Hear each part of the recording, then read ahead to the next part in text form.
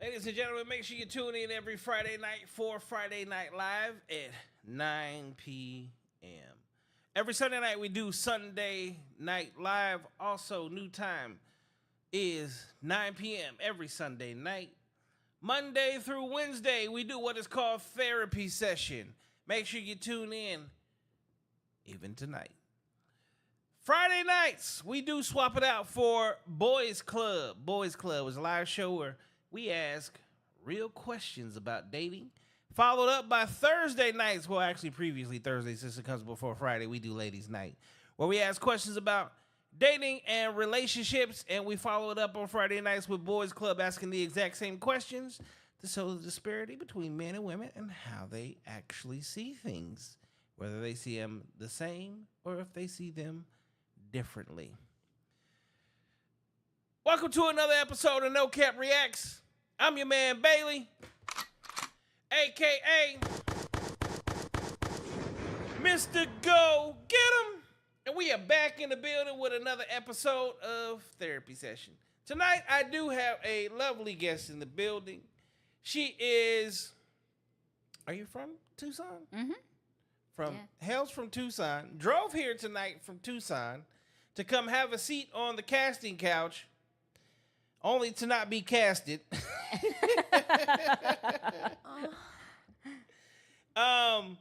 To, well, introduce herself not only to you, but the world. So, without further ado, here comes the money. Here we go. Money talk. Here comes the money. introduce yourself. Hi, everyone. I'm Audi Lariva. I'm a Chicano writer. I am a self-care children's artist, and I perform stand-up comedy. Thank you for having me. And I thought you said you was the cotton candy lady at the fucking fair. oh, well, you know, I like cotton candy. Have you noticed? Welcome to the show. Thank you, man. Thank you. I appreciate you having me on. All right. So, first and foremost, where can they find you at?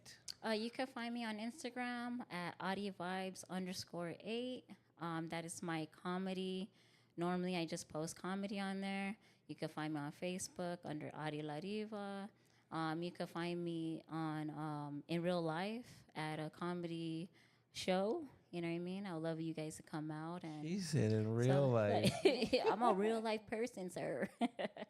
But yeah, those are where you could find my outlets. And yeah. Well, welcome to the show, young lady. Thank you, my love. All right. So, what are you known for? What am I known for? I think I'm known for being a good person. I would love to. I try to be a good person each and every day. I was going to say, you said you failed earlier. We was walking in. There was a cat walking towards the trash can. She kicked the fuck out this cat. I was like, what? Said fucking pussy. Don't say cats. There's tons of cat lovers.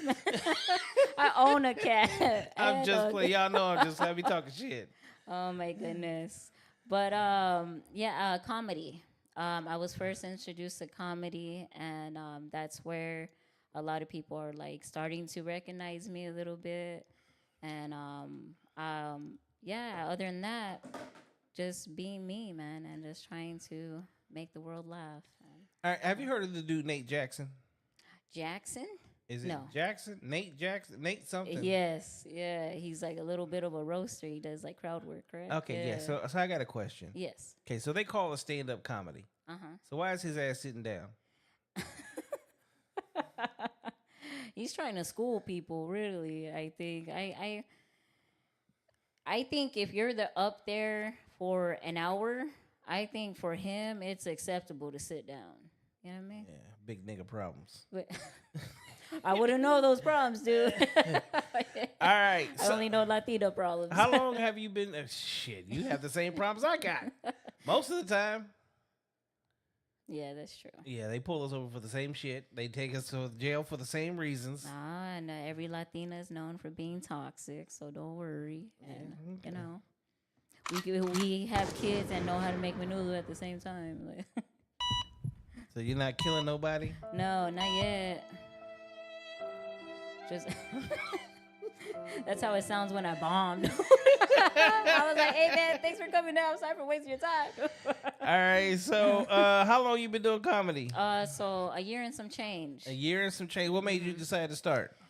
So I was always that funny girl in the friends group, and then I had tons of friends like, "Hey man, you should do comedy," and I was like, "Yeah, right, dude." And I was like, because it scared the shit out of me. And then my friend Sarah took me to my first comedy show here in Phoenix, and I was like, all right. And I was like, damn, it scares me to death. And so I was like, you know what? I said, this year, I'm going to do everything that scares the shit out of me. I want to see the other side of fear. And now that I'm on the other side of fear, I'm flirting with it. So you probably found that the fear is not really that fearful. It's not fearful, but every time I go on stage I have a little like nerves going on stage, but I love that. I love that I'm doing something that gets me like that. You know what I mean? And it's different every time I'm on stage. It's like, of course, there was like, it's a different crowd, you know, especially if you go to like different cities. But you have to remain the same, and being yourself shouldn't be hard. You know what I mean? So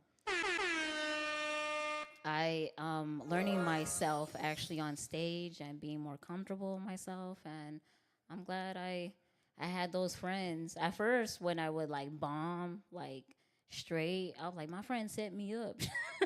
He was out here humiliating me, dude. Get over here! But I'm glad that I learned that there's levels to this, and there's always something to learn. And so yeah, I'm having fun with it. I'm having fun with fear. I mean, when you first start out, there's a learning curve. It's crowd work. Learning to know how to read the crowd in order to know how to cater to them, right? Yeah, correct. Uh-huh. So coming from a music standpoint, it was the exact same thing. Whether I was in front of 10 people or 70,000 people, you find out very quickly that if you can't make that crowd move, jump, dance, sing along, wave a hand, anything, you already have issues. I would say so. I have been blessed to, at first, I think a lot of people are taken back about my voice, because like I'm not trying to talk about anyone else comic, but I got some bass in my voice, and so when I get on stage, they're like, "Oh, this Puerto Rican girl," and I think it takes adjusting to that I'm different than like a high squeak kind of voice. But other than that, I'll get them. Like, yeah, I'll have them at the end. You know what I mean? So, yeah, man, I've been blessed for that. So I seen comics like gain the crowd back, lose them and gain them back, and so that's a magical place. And yeah, man. Mm-hmm. Okay, so let's take this all the way back All right. to when You were just a little girl. Oh man. A little baby girl. growing up in good old Tucson. Are you born in Tucson? I originally was born in Tucson, Arizona. Okay, so what was your childhood like? Ooh, thank God it's a podcast, right? And you have time. So I lost my mother at like a young age, at 4, due to a car accident, drinking Sorry to and hear driving. that. Yeah. She's my guardian angel now, so I don't take it as like a loss, you know. It was hard to learn to live without her, you know. I had a single dad raise us, and he did for a living, some criminal work, and I been in foster care, and I was homeless for like 6 years. But my going back to like the beginning, I never knew like there's four of us with a 2-bedroom house at the base of a mountain, and we played with the neighborhood kids, and we were I was rich there. I didn't see anything lacking, and I had every toy. I had every McDonald's toy too, right? I was all She said collected every up. McDonald's I was toy. like, hell yeah, I need to get that one next, right? But yeah, elementary, I went to 5 elementary schools. And so yeah, but I'm glad I went through it. So most kids change classes in elementary school. You was changing schools. I have 5 of them. Fuck. Yeah, I definitely got to know people. Shit. So yeah. I'm the queen of motherfucking tetherball on 5 motherfucking schools. You fuck with me if you want to. I'm like, everybody fucks with me. Really? I know everybody on the east, the west. I'm the real version of a merry-go-round. Oh. That was a good one. Oh my god, yeah. All right, so growing up, teenage years, what was that like for you? Oh, my teenage years. I hung out with a lot of like emo kids and a lot of white kids. I even had it like as a joke, like that my Theo one time asked me like, "How come you hang out with all like the white kids?" I was like, "Cause they treat me like the Mexican." Because I was always trying to prove I was like Mexican because I don't know Spanish, right? And they're like, You don't speak Spanish? I do. With this bass in my voice, I do not speak Spanish, my love. No. And I was like, well, they treat me like the Mexican. But I would say my teenage years were mainly homeless. That was the 6 years I was homeless. I lived with a lot of family members. I lived with a lot of friends. I was never like in a shelter. So I'm blessed for that. But Okay, so homeless through your teenage years. yes. How did that even come about? We just lost we lost our house, and it was an ongoing time. My dad lost the house, and he couldn't, when my mom passed, he couldn't like do what he was doing and raise 4 kids at the same time. So he tried to get a legal job and just couldn't maintain it. That kind of money that he was coming in wasn't.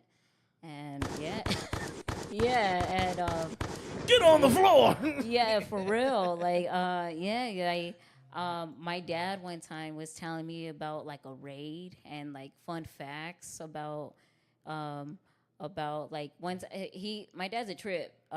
He was like telling me one time, he was like, if you're ever going to put money away in the house, put in a plastic bag and in the refrigerator. So if they come and raid you, they're not like looking in your refrigerator.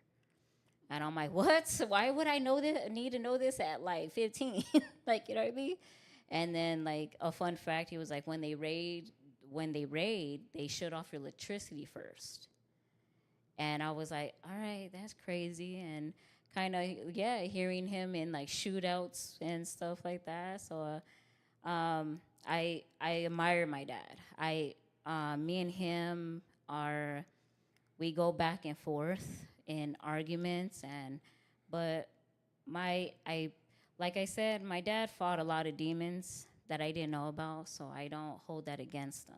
I never have. I did. Like he was creating some fucking demons. Oh well, everyone has their own demons. We all you know see. what I mean? Here's the thing, and I can relate to him a little bit. I was once somebody very much knee deep in the streets, and I just made this comment the other day. Like, when you have that life, you can't sleep. The difference is I didn't have any children. Now that I have kids, I don't know that I could get off. Like, if you fuck with my kids, I'm killing you. But if you do anything else, like, I don't really care no more.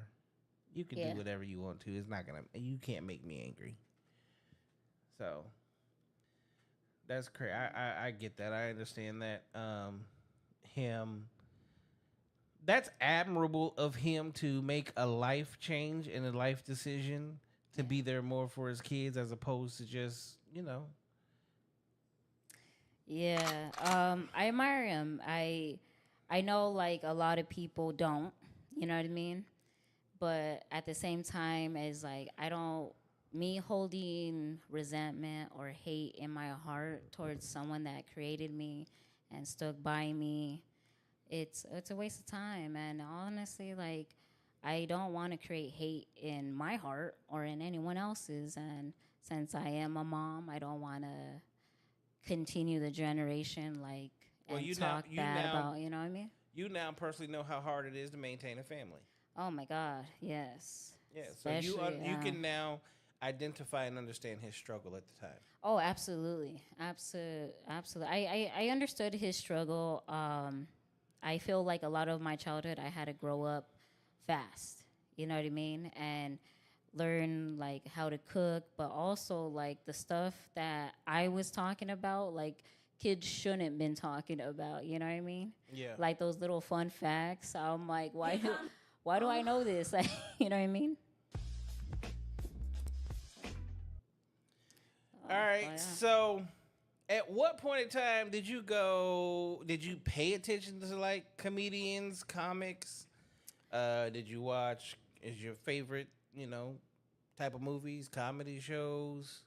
My first introduction to like comedy was in Living Color, like with Jim Carrey and That was, I yeah. think that was hands down the funniest skit show ever put on TV. yeah, I enjoyed every moment of it, and I remember like Jim Carrey kind of. I was like, this dude's wild, dude. This dude is, you know what I mean? And I to come to find out now that he's really that person, I was like, all right, cool. That and then my second introduced to comedy was actually Kings of Comedy. Bernie Mac is actually my all-time favorite. There, he can't be mimicked. Right? So and he was kind of like what I was talking to before the podcast. I was like, yeah, that's why they brought me in here because I guess I was this person. You know what I mean? He's that person 100%. Like, and the fact that he got his jokes stolen from him some and kind of doing more research on him and to be honest, I have a secret before I go on stage. So I would get super nervous. Of course, I would go through like my writing and everything and like, all right, right here, pause, right here, whatever. But it doesn't matter like what you write. If you can't perform it or have that right mindset to hit the stage, it doesn't matter, you know?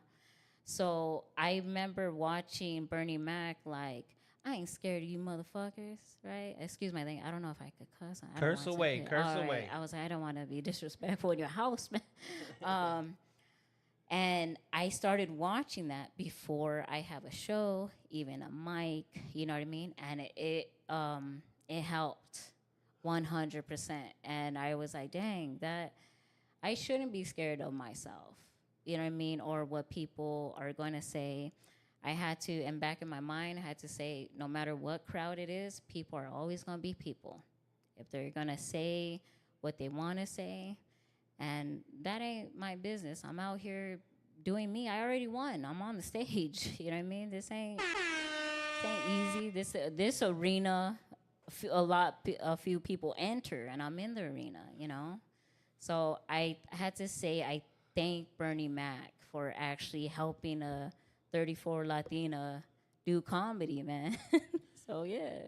All right, funniest comedian of all time in your eyes. Bernie Mac. Okay. Best comedic joke of all time.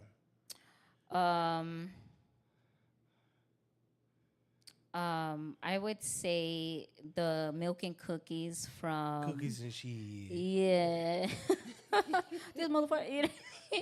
And George Lopez, he talks about like wanting to go to Disneyland, and he's like, pull out the refrigerator, a mouse will run out, right? I thought that was most hilarious because my childhood home had like rats, and I was like, oh my God. I was like, that's what it takes to to look at Disneyland or whatever. So yeah, man. So Who yeah. do you think is the greatest of all time? The grade? That's hard. I know. Oof. Like female and male wise, or Give me one of each, um, because we can't really put them together. yeah. Um, I would say Bernie Mac because he helped me with my personal growth. You know what I Okay. mean? And I think Maria Banford is hilarious to me. She kind of is an impressionist, but she's like that. She was. I love that she was. She was weird, and that she was herself being weird. She did all these like facial expressions and stuff. So yeah, I like them too. Okay. So. Now, what do you think is most important in a joke? The delivery or the punchline? I think that's hard because both, right? But I would say the punchline. Okay. But also I learned that I love the silence too because I do a lot of storytelling. So when I'm telling a story and it's quiet, a lot of like at first that scared the shit out of me. I was like, damn, they don't like me, whatever. And at now I'm like, no, I got them listening. Okay, let's do this. Like, you know what I mean? So I found peace with the silence on stage too, you know. So yeah. Walk us through your first comedy show. Oh my goodness. I started that was like my heartbeat. I started March 28th would be my anniversary. And I started at Laughs, and I was like so nervous, but I made a promise to myself. I was like, don't take your phone up there. Don't take your notebook up there. If you want to do this, these are kind of like talks I had with myself, of course, right? Because I'm crazy. And Multiple personalities, huh? I Having know. talking to each Don't other. mind me, like you know what I mean. But Look, bitch, you gonna get up on stage and make this happen? Hi. No, I'm not. Look, this is what's going on. If you don't leave her alone now, we're gonna get this right, okay? Fuck both of you. So I remember, yeah, I was like, you want to be comedy stand up, then you do what they do exactly. Be brave enough to fail. If you do fail, it's okay. You're brave enough to. And just do it. So that night I was like, I was working. I worked night shift, and I was just practicing. I was like in my head, like, all right. I did a couple shots to my coworkers, and they're like, damn, I think you got something. And then so all my coworkers showed up to Laughs to see my first time. Right? No pressure. And they were like, oh my God, you know what I mean? We're so proud of you. Yeah. And I'm so proud of you, whatever. And it was like, dude, 10 of them showed up. Like, you know what I mean? And then now that I'm doing like shows, I'm like, where's all y'all 10? You know what I mean? But, and I was like, yeah. And my best friend, Julie, she turns around, she goes, are you high? I was like, you think I do this every day? Of course I blazed outside, dude. I need to, you know what I mean? And so when I went up there, I did good. I went over the light a minute. So Vizzy Thick was the host that night. And he kept, and he's a heavy set dude, but he's a cool dude. He's a chill dude. And he's like crouching, getting closer to the stage, like, hey man, Get you know the what I fuck mean? off. Yeah. And then I was like, I look at the light room and I was like, hold on, let me finish my set for my first time. And my friends was like, holy shit, right? And he's like crouching. He didn't like grab me off the stage, but I finished, got off the stage, and you can tell that so the comics kind of like lay on like the wall. There's always like a comic section, right, where they all kick it. And you could tell they're like, nah, fucking with me. They're just not, you know what I mean? I straight disrespected Laughs House. You just took all thetheir time. Yeah, they're like, hey man, we're now like, off this with is extra a minute. real business. Like we stop at 11. What, you know what I mean? And I had them though. I had the crowd. I had tons of laughs my first time, but yeah, and then I just kept coming back. I was like, now I had to put it in like rotation. What's up, Tracy? Thanks for tuning in. Hey.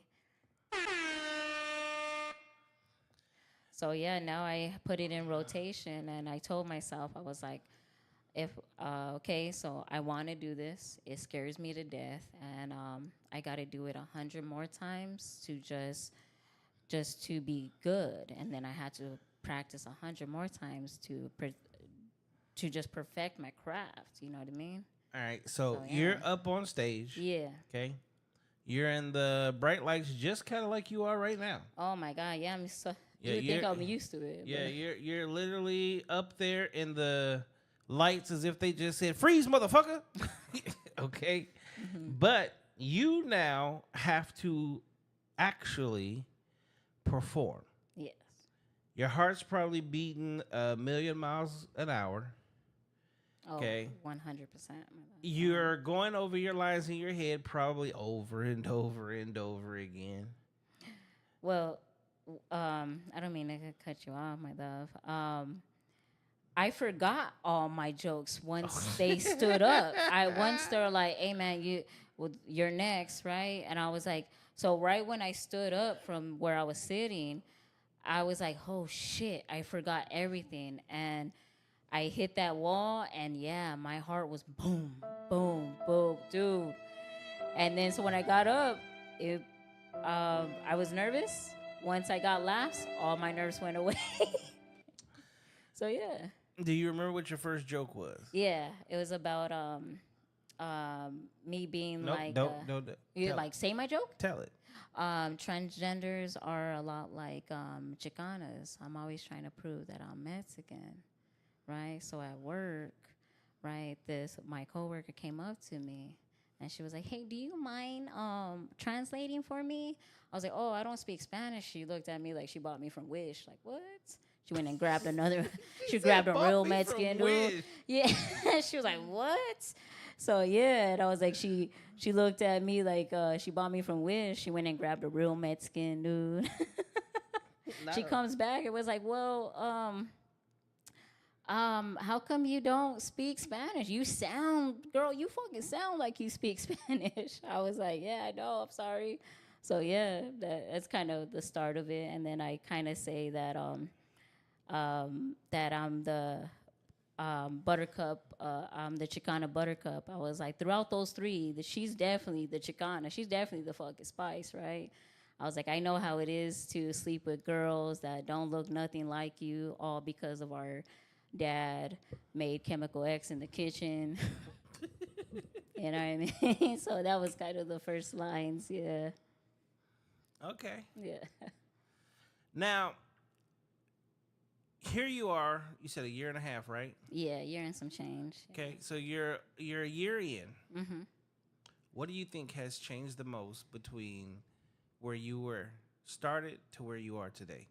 So I would say when I first started, I didn't have any respect from anybody because like I bombed quite a bit, and you know what I mean.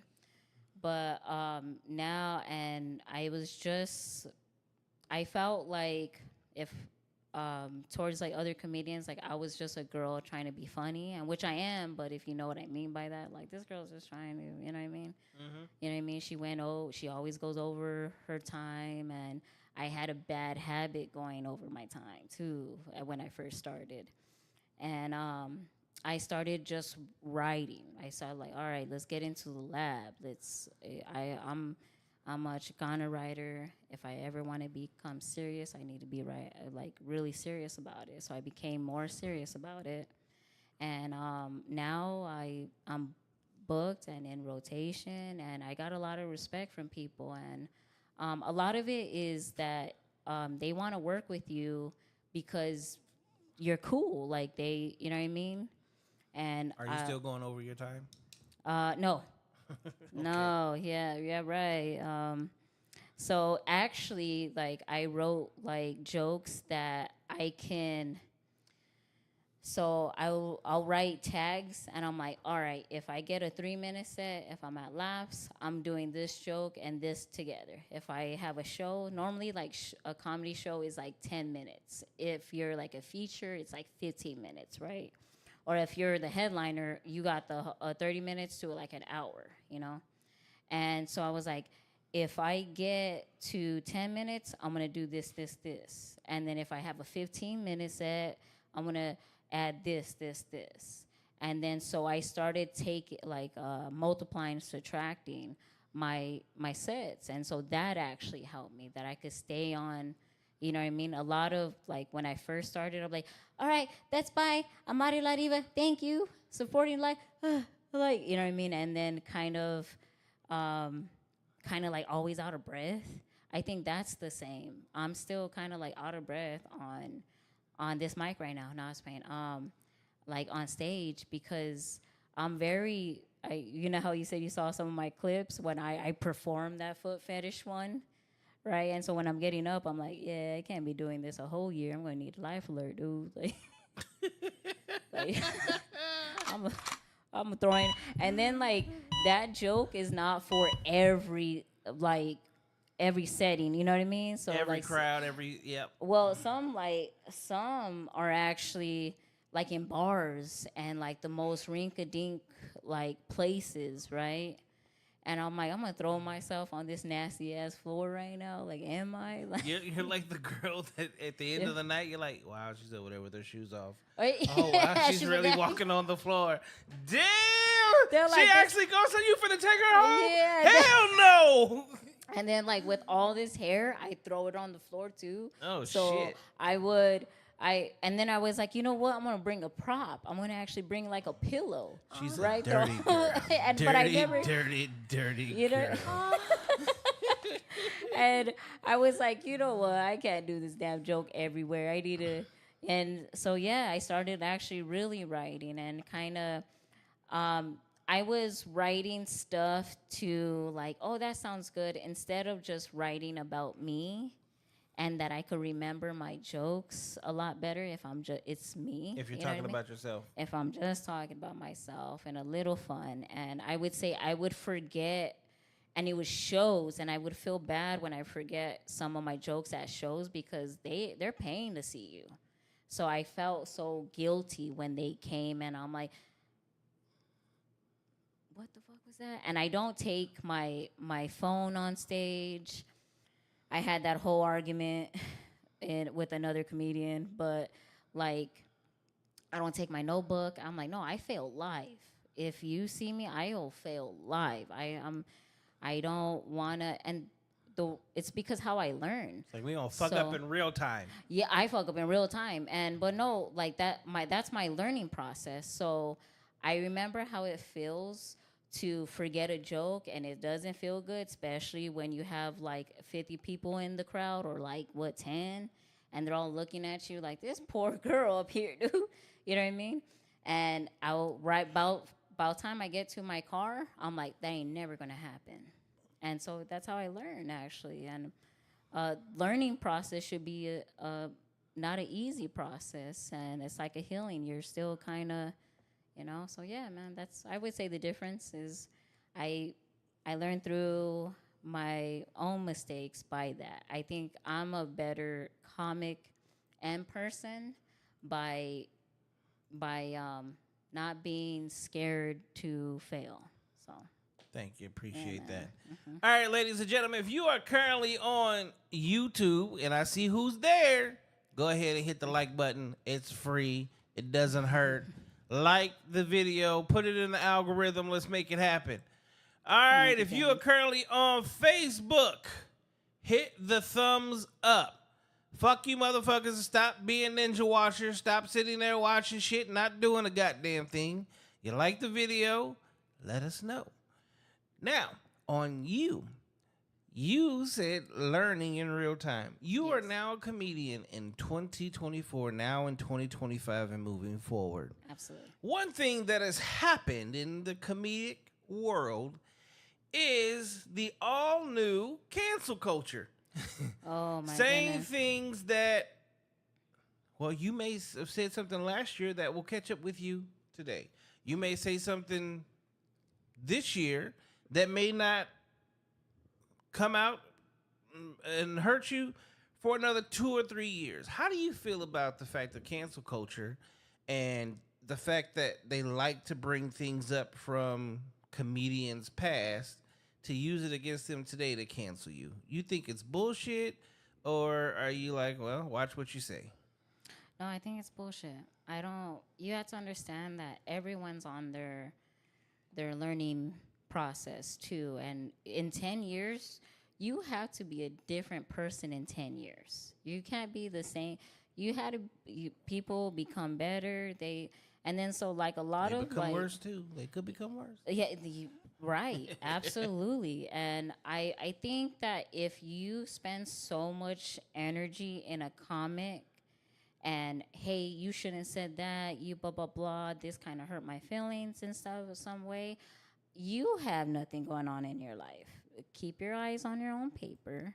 There's a comic for everybody. This person wasn't a comic for you, my love, and that's fine. And it's not saying there's no hate, but the fact that you have so much hate towards comedians, it's you put that hate in your heart. Like, first of all, I don't think comedians are the classiest people. Like you know what I mean? They're not running for president. Like, you know what I mean? Or well, you know.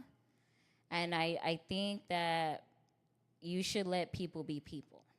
And like, yeah, it depends on the topic. Like, I don't like comedians when they are trying to normalize like pedophiles. You know what I mean? Like, no, don't touch kids. Like, that's where but I'm not making a post about it. I'm not going for your plate, you know what I mean? And that's one thing I live by. Like, I don't have to like you or respect you, but I'm never trying to take from your plate. I want you to eat too. You know what I mean? Like, that's fine. We don't have to get along. That's, you know what I mean? And if I said anything, like, or a comic said anything to offend you, I have no problem apologizing. Like, hey, look, I never had malicious intent on stage or with anybody. And I have fell out with some people in the comedy world. It's just a joke, mama. Like, yeah, there's different people. It's satire. Out here. It's meant to make people laugh. Absolutely. And some of the things that we go through in modern day society, if you can make a joke out of it and make people laugh, shut the fuck up about it. Yeah, and yeah, I never want to take from. I don't want to be the cult leader. You know what I mean? Like, fuck this guy right here. He did the. I'm like, you know what? The universe is going to be always working for me, and I trust it. And, but like the one thing going back to, my grandmother saying, since we're talking and offending people, the one thing that she taught me, and she said this to me when I was like 9 years old. I didn't understand it until I was like 25. She says, "Mijita, your words are spells, and be careful how you speak to people.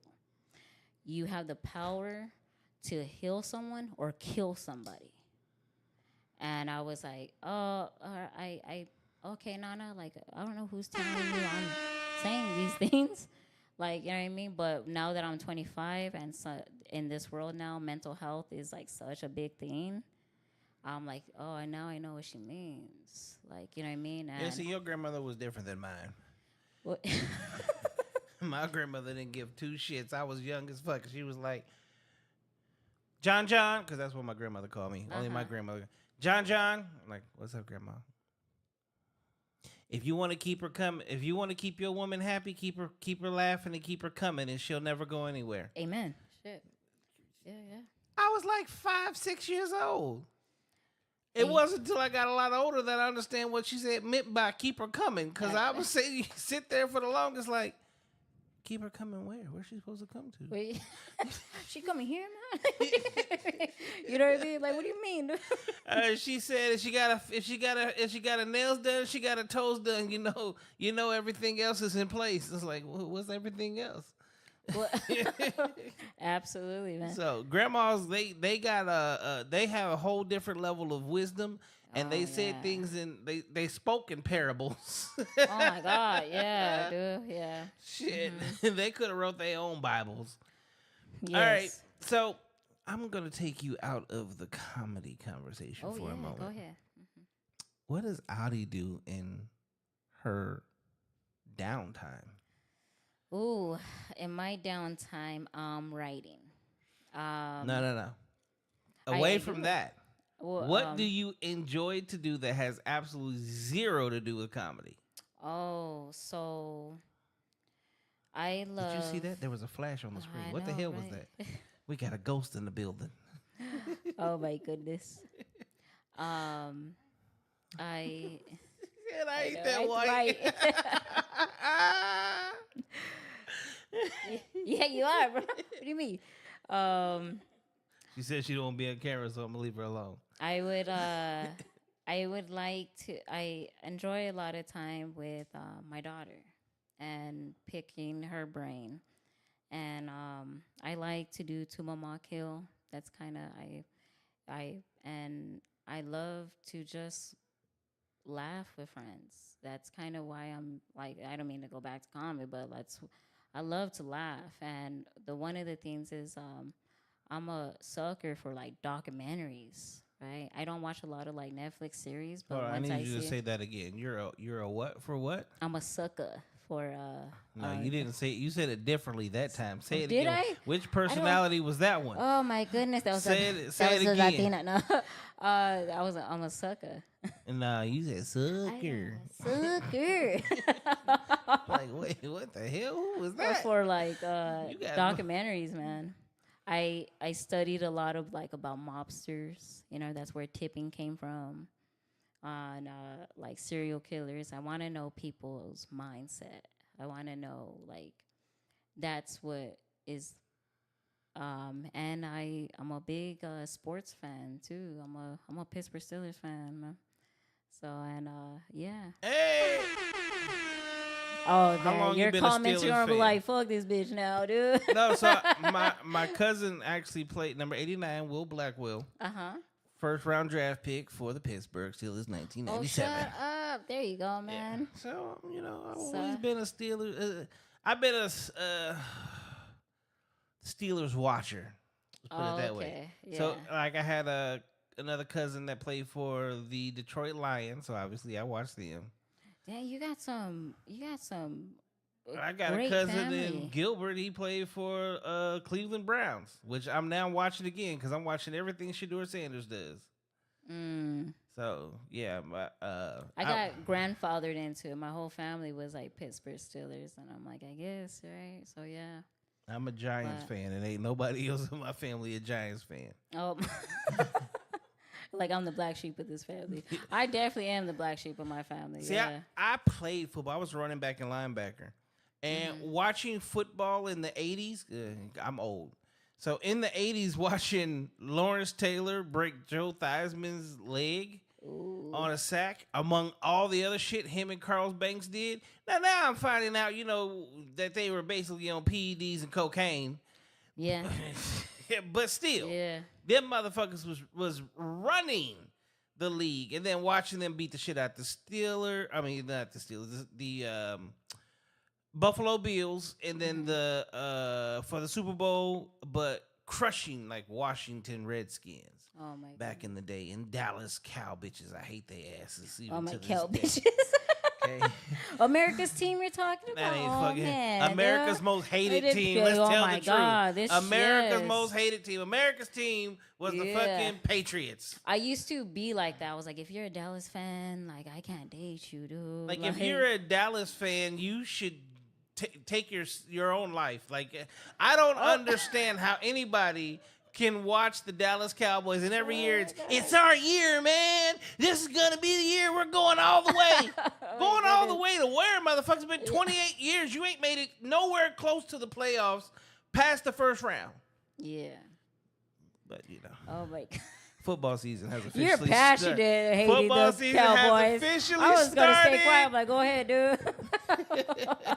You're passionate, like fuck these motherfuckers. Look, I play football. I feel like I can't. I went from a sperm to a helmet. Oh my God. So, and I did that shit till good old prison happened. Well, I'm going to prison Tuesday, man. Yeah, to probably do a show. Yeah. Yeah, see, That's my thing. I was like, they were like, how come you got Tuesday off at work? And I was like, oh, because I'm going to prison. Yeah. And they're like, what? What did you do? Who did you fight? Right? And I'm like, But yeah, You so know, in do a a comedy show. in the Latino world, the first thing that I always think of is What? I'm going to prison. Who did you cut? Yeah. You know what's crazy is that I actually hit somebody with my car before. So yeah. You hit somebody with your car. Yeah. What the fuck? Yeah, it was actually my husband. But yeah, well, it was back in the day. But yeah, we got in a fight. Hold on, real quick before I get like criminal charges on me. Right? He has issues. I never want to. I never hear me out, sir. I never want to I never want to. That was him, sir. And I was like, I never want to go back and forth with someone I'm in a relationship, anyone. Like, I'm not trying to fight you. I'm trying to be on your team. I'm going to be on your team. Like, you know what I mean? And I just like, you know what? I'm out. I'm going to take off.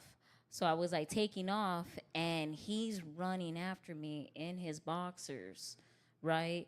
Out into the parking lot. You kind of Gets sound, behind, not to cut you off, but No. you say certain words, it kind of sounds like your ass is from like Texas or something. No, I get that I'm from You say New in his York. boxers. Yeah. I told you. You said, what do you mean about your voice? People say about your voice. Now you understand, huh? No, because it's not deep. It's just certain words come out. And I don't know if you're from the South. I don't know if No. you're from the East. I'm unique. Yeah, your shit is you're all over the place. Oh, my She's goodness. in his They're like, this bitch is real boxers. crazy, dog, here. See, good dog here. Yeah. No, I get that. The most common is that if I'm Puerto Rican, and then the second one is like, are you from New York? And I'm like, no, I wish. Well, anytime. So my last relationship, 9 years with a Puerto Rican. Okay, and you can hear the New York Puerto Rican when it comes out. I don't know where the hell you're from. Like trying to Tucson. pinpoint where the hell you from. Tucson. Yeah, that's what I call it, Tucson. In Tucson. Yeah, you sound you from Texas. It's, I'll be headed there soon next week, man, for a whole week. So I'm gonna fit right in. Yeah, what's up, man? Texas is a dangerous state. Oh yeah, why?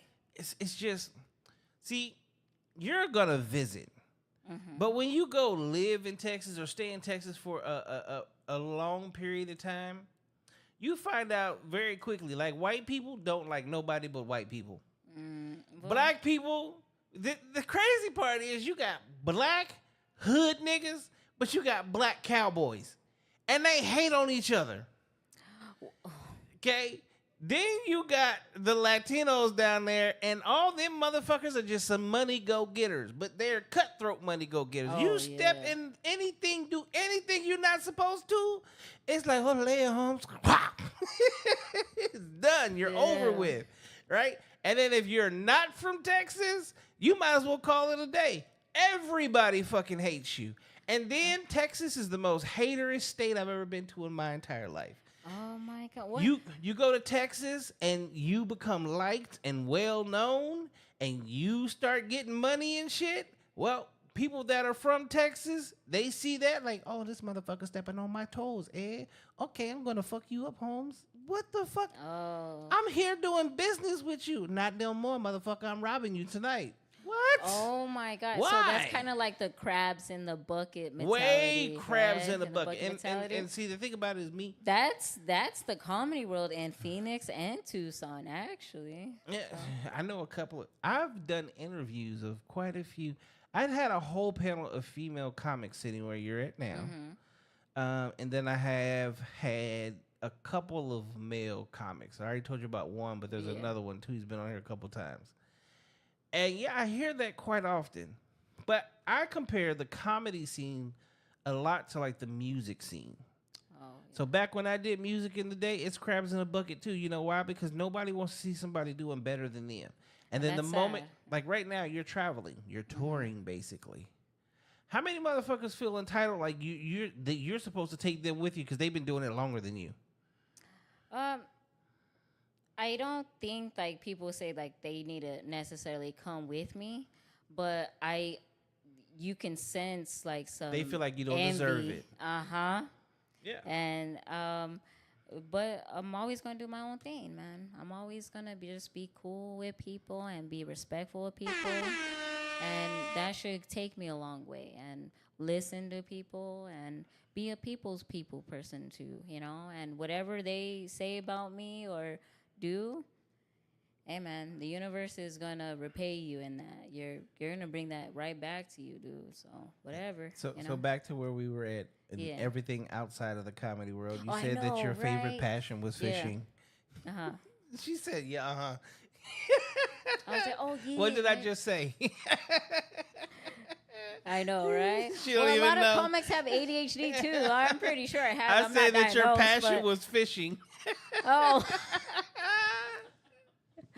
Oh my God! I want to go fishing. You see what the fuck was that? I do. Where were you? Just sounds nice. She just came from Wisconsin. I want some cheese. Put on my fishing pole. Yeah, dude. Cheese is expensive now. You've never gone fishing? I have, but I would love to still. Like, I want to go. I haven't went in since I was like 11. Okay, so there's two types of fishing. There's land fishing. There's boat fishing. Which one did you do? Land fishing. Okay. I was too broke to be on a boat, dude. I mean, styrofoam and stand inside of it. You can fish all you want. I'm just like standing in the middle of the lake. Like, is this count? Exactly. I mean, styrofoam floats. Hey, you know what's some gangster shit is like Southerners like catfish with their fucking hands. It's called noodling. I lived in Missouri. They do that shit in Missouri and Arkansas. I could never. I want to ride a real bull in my lifetime. I ain't never trying to put my hand in a catfish in a hole. Like, what the fuck? No. Okay, so there's two reasons that's never gonna work for my black ass. One, I'm not getting in the dirtiest fucking water in all the Midwest to go get the dirtiest fish in the world. Yeah. Secondly. Ooh. Yeah, right. Every girl that does that has their pH off. Too. Think, what is this fitting into? Okay? It needs to be the world's largest catfish. Okay? The world's largest catfish is what's going to take this. Get over here. Come here. You'll probably be great at it, though. Yeah, because that motherfucker ain't pulling me underwater. They be pulling people up. People die from doing this dumbass shit. They're gonna invite you to fish and like, hey man. No, and I'm be like, where's the pole? No, we're not doing that. We're sticking our arm down there. No, we're not. You definitely eating it. Did you forget that I'm black? I'm black. No, I'm not doing that shit. I can swim, but right now I can't swim no more. Oh my goodness. Ooh, this is a good time, man. So, what are some other hobbies that you have outside of comedy? I like to drum. In high school I was in drum line. I'm getting really back into it. So you were a band kid. I was a band geek, yeah. See, I want to talk so much shit, but I can't because my nephew's in band and he's fucking killing it. Oh, man. So now I have to respect it because my nephew's in that shit. But when I was in fucking high school and college, I talked about them motherfuckers left and right. Why? Because who the fuck is in band? Like, when you look at them, you're like, who the fuck are you? Like, Oh, wow, I'm the greatest flute player in the state. So the fuck what? What are you going to do with that? They would, drumline was, you didn't like your drumline? Huh? You didn't like your drumline? I didn't pay attention to them motherfuckers. You know who I was paying attention to? The cheerleaders. Oh my God. The steppers. The flat girls. Thank you. Why is her ass so goddamn fat? She just Yeah. hold a goddamn pole all day. Oh my goodness. But I respect Oh it. You're my a drummer. God, yeah. So you have the choice between comedy or you could be in the next, I don't know, rock group. Oh my goodness. Yeah, I love metal. I love rock and stuff like that. So, Has there, yeah. you know what? That's a good question. Has there ever been a metal, all Latino metal group? Yeah. She said that quick as fuck. Oh, she's. What's the name of that yeah. group? They're from Mexico. Well, yeah.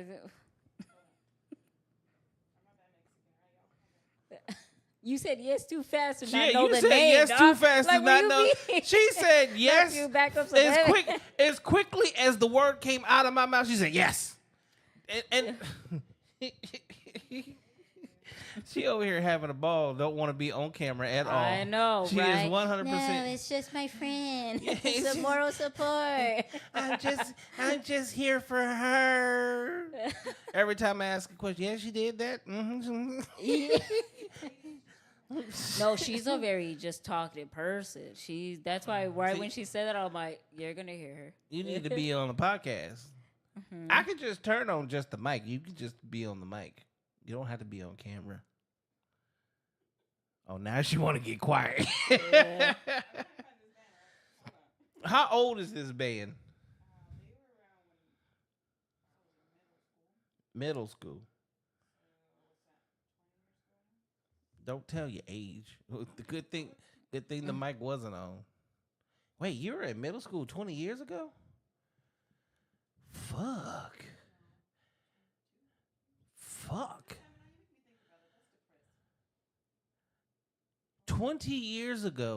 20 years ago, I was 25 fucking years old. Yeah, you old, sir. Sorry. Wow, Nah, thank just you, Effie. playing. No. 20 years ago, I was still taller than you, though. Yeah, it's true. It's true. 30 years. How tall are you? I'm 5'1". 5'1"? And my type of dudes though are like big dudes, like tall dudes and like wide. That's a joke. I have a whole set on jokes. I even had like a headliner come up to me. He's like, "Hey man, yeah, his name's Dietrich." He was like, "You should probably not do that joke anymore." And I was like, "Why?" And he goes, "You're gonna get in trouble. Trust me." In trouble with who? With just like dudes after the show, like, "Hey." You know what I mean? My name's Hector. I'm just your type. I know, like, hey, No, motherfucker, you're breathing like a dragon. Slow down. you know what I mean? I was kind of like, I was kind of like, no, I'm gonna say the joke and whatever. You know what I mean? Whatever happens, I'm gonna just walk right out. Yeah, okay. So And yeah. here come Fluffy. Oh my goodness, I know. That's what one of my themes is like. Hey, is there any big dudes in the house? And this dude was like, I'm married. I was like, do you think this is how I get bitches? Like, I was trying to say, give it up for you guys, man. I ain't accepted applications. What do you mean? Like, That would be the ugliest, fattest motherfucker in the room who actually has a wife and is like, I'm fucking married. I know. Stop I hitting was on like- me. No, motherfucker, I was actually giving you kudos. You ain't had a heart attack. You fucking diabetic, high my cholesterol goodness. having ass motherfucker shit. I was like, oh my, and I was like, what? You think this is how I get my bitches? Thanks Like- for getting a doctor's note to actually make it to the show, fat motherfucker. Yeah, oh my God. Yeah, for real. I was like, See, that's why I oh couldn't my be a comic goodness. because I would be a fool. I would call motherfuckers out on the heart. What the fuck your fat ass talking about? And there'll be like one time I'm like, any big dudes in the house? And they all stay quiet. I'm like, you not. And so some of the comment, like, it's the lights like on me, like right now, right? But I was like, it was a bar. I was like, I could actually see you. no big dude finna call himself. Yeah. All quiet. I was like, We're over here. exactly, right? What's up? Sound like a group of goddamn silverbacks. Oh. And always, dude, these dudes are always in the back of the comedy room. They have to be. That's where they fit. They have to be. And that's why I said, I was like, if I'm gonna say this for like manifesting words. Once I get my Netflix special, all the big dudes are in the front row. That's it. Hell yeah. I'm a chubby chaser, man. So yeah. Welcome to No Cap Reacts. You still looking for this damn group? Yeah, it doesn't exist. If it takes this long, it does not exist. Oh my god. What's it called? Mana. M-A-N-A. That's like manna. It's like the same shit that motherfucking Moses ate when they got extracted from Egypt. Oh my goodness. Yep. That's what we're going to name our band, all right? We're going to start a band. You're a music dude. I'll play your drums for you, dog. All right? You already used to work for Sony. We got this, dog. We're going to be Mana 2.0. Oh, yeah. What was Mana? Yeah, so, at every show, they have the things. They might throw out something. Yeah, we're going to give you pieces of round tortilla and call it Mana. Oh, my goodness. They're like, up next, menudo. I know. That's why I said. I was like, everyone knows menudo. and the crazy part about it is because, okay, so let's say I'm the lead singer. Because I'm black, it's going to be called, we going to call it, all right, so this is the part of the show where we do Mana and barbecue sauce. Yeah. We got horchata on the drums, dude. Right? And on the bongos, we got picante sauce. Oh my goodness. Fuck. Let's see what this sounds like. This it? This ain't no damn rock.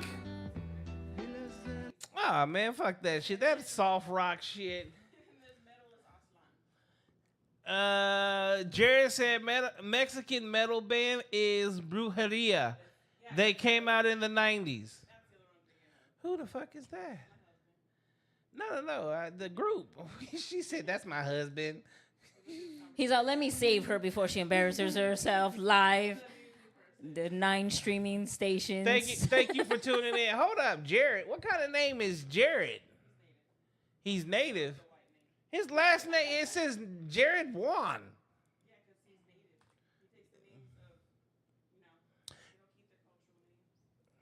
Okay, we'll give him a pass. I need you on the show, Jared. We got to figure out some shit. Are you really white?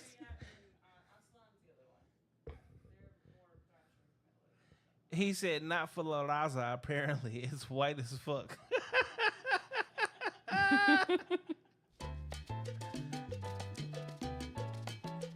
That ain't it. That's like some straight up Puerto Rican shit. I feel like I'm a goddamn. Oh, shit. I got to find out who these motherfuckers are. Who the fuck is La Migra? These motherfuckers. Oh, here they are. Oh, I'm the king of finding motherfuckers.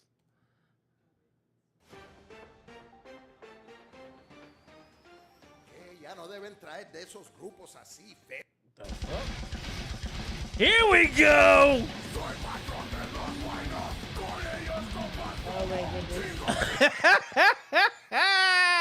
I'm going to keep that one up. I got to listen to that shit later. All right. He said, can't trust a guy with 2 first names, bruh. That is true.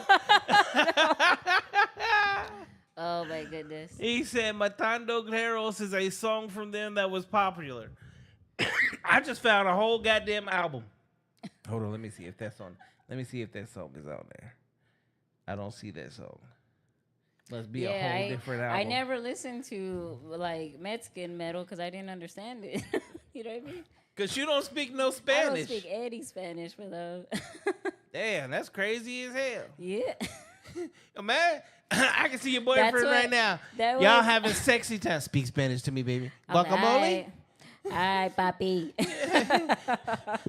They're like, wait, who's that? She said, you're in there like guacamole. Play with that sour I cream. know that you better add the jalapeno in there, dog. Ooh, that jalapeno is so Spicy. big. Oh my goodness. Oh, you got me stuffed. Oh my God. I feel like a tostada. With cream cheese wrapped in bacon. Right? Oh, man. Absolutely. When he comes, yeah. I apologize to all your viewers, man. I'm sorry for wasting your time. I'm out.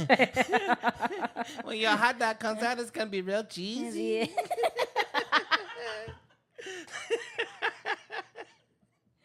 Oh my Oh god. shit! What's the Egg. Mexican hot dog called? A Sonoran? How do you Yeah. want your Sonoran, baby? No beans, bro.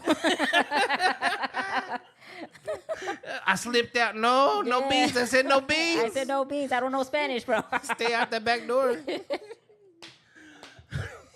Oh my goodness. We do it live. We do it live. Yeah, man. We're having a good time. I love it. And we're learning about this metal Mexican band that We sounds learning Puerto Mexican Rican. metal band that sounds Puerto Rican, and you learning Spanish right now in real right time. now, yeah. Yeah, you to listen. You learn how to fucking add Mexican food into your sex games. Oh my goodness. Yeah. I'm gonna speak Spanish to you tonight, baby.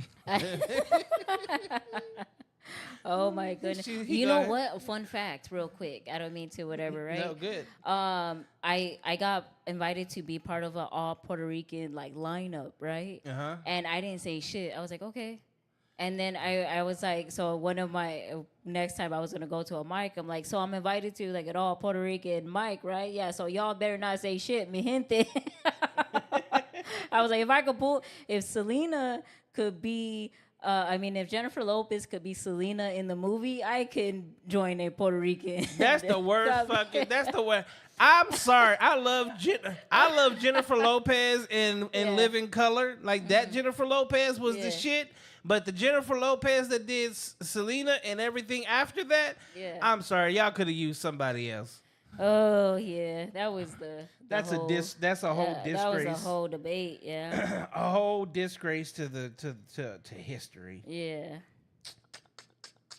All right. Where can they find you at?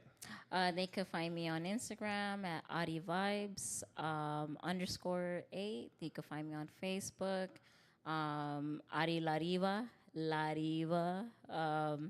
And you could find me in real life. Like I said, you could follow me and follow me at my shows. Not don't follow me at my shows. Don't be creepy. You know what I mean? But come and see me live. So yeah. I perform in Phoenix. I perform Listen in to Cali me. now. I perform Follow in Tucson. her on her shows. Yeah. And when she leaves, hide behind the cars and watch her. Okay. Okay? Those All the big backs are gonna be right there, dude. They're like, I heard you like wings, girl. That's one of my my jokes too. And just because she says she like big back motherfuckers, every show she goes to in Phoenix, I'm gonna make sure a bunch of 18-wheelers is parked everywhere. Y'all niggas got places to hide. Hey, you don't follow me but buy me wings, dude. I'll She share gonna- my flats with you. Her ass gonna walk out. She gonna be like, Bailey's here. Why you say that? Look at all them fucking 18-wheelers. And look at them niggas' feet. You can see they feet under the fucking trailer. Oh all my them big fat God. motherfuckers over there. What the fuck y'all? We can see you. Oh my God, I cannot with you. And you over there. You know I could see you.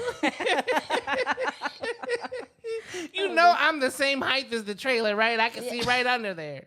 That's eye level. Oh my goodness.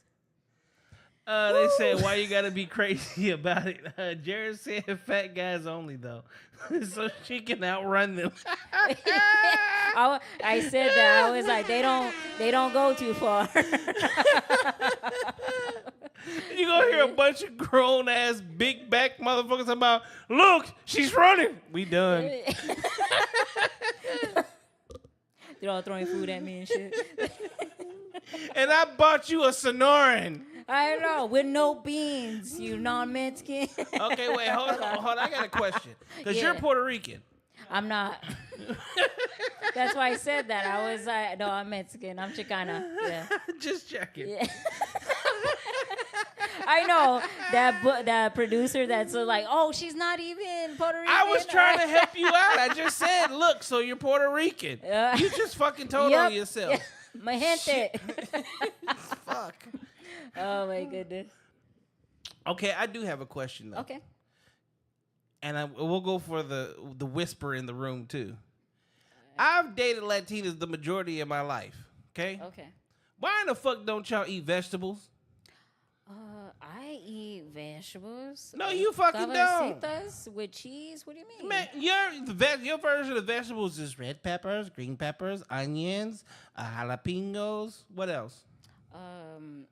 Yeah, corn. With corn. Girl, with, yeah, like, mayonnaise corn and is chilies. not a motherfucking Okay. vegetable. It serves no nutritional value. The same way you eat it is the same way it comes out your asshole. Exactly the And same. then, even if it had nutritional value, let's put some mayo on it. Let's put some Parmesan cheese on it. Tahini. Yeah. What do you have against tahini? I don't have nothing against it, but I'm just... You never had like a fruit cup too? Yes.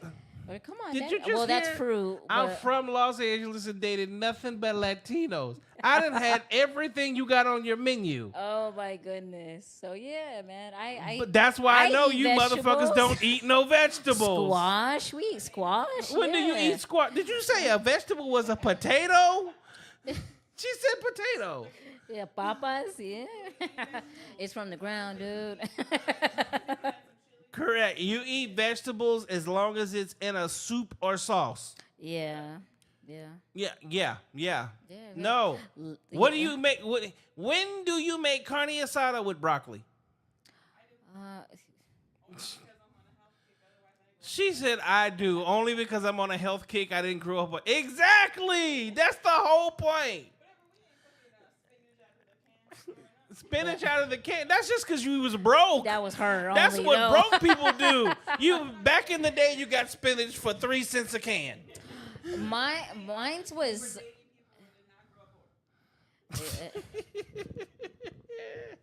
Yeah.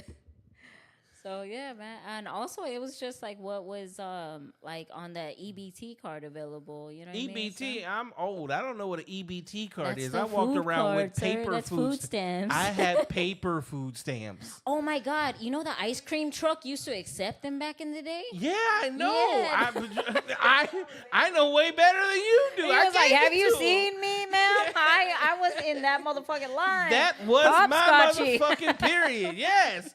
We hopscotched to the goddamn ice cream truck. I know. Yeah. Well, who you talking to, ma'am? He You- said.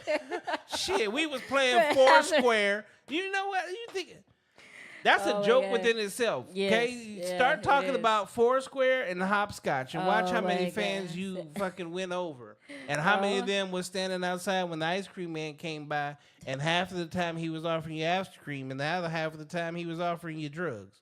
Yeah, we had an ice cream truck growing up that would play like rap music sometimes. Why did Jared and then said- it was like had like the Donald Duck on it. Jared said 0 to 2 miles per hour in 60 seconds, baby.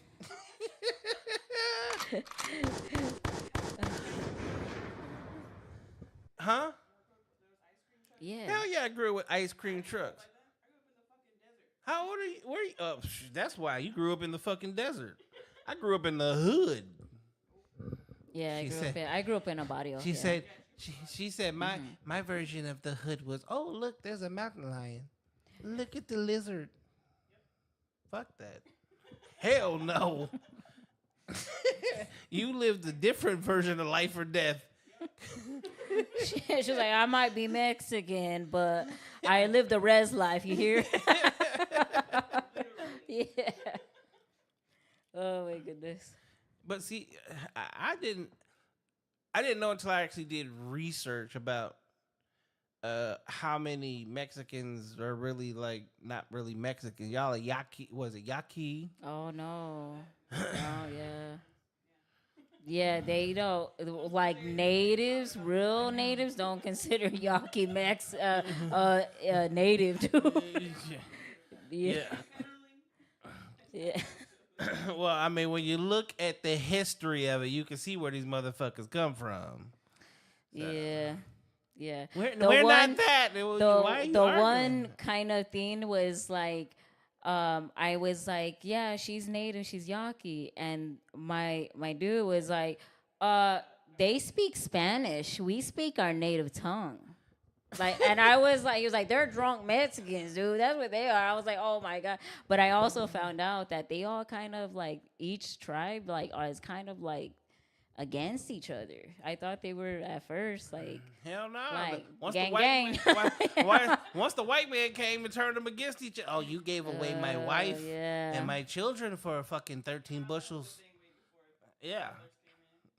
So them niggas. He said, "This is my hood from that rock to that mountain." Yeah. No. Who said that? Who knows? Which one of the tribes? Jared said, fighting off res dogs, Catholic priests, and gangs on the res. Oh my goodness. Catholic priest? It's supposed to be sound like a little boy, sir. Not a girl. That's not their type. Hey, I'm not even gonna look for those sounds. What does that sound like? Talking about cancel culture, sir. He's like, don't do that. I got canceled once. I don't need to get canceled again. Oh my goodness. Bailey, why did you play that sound?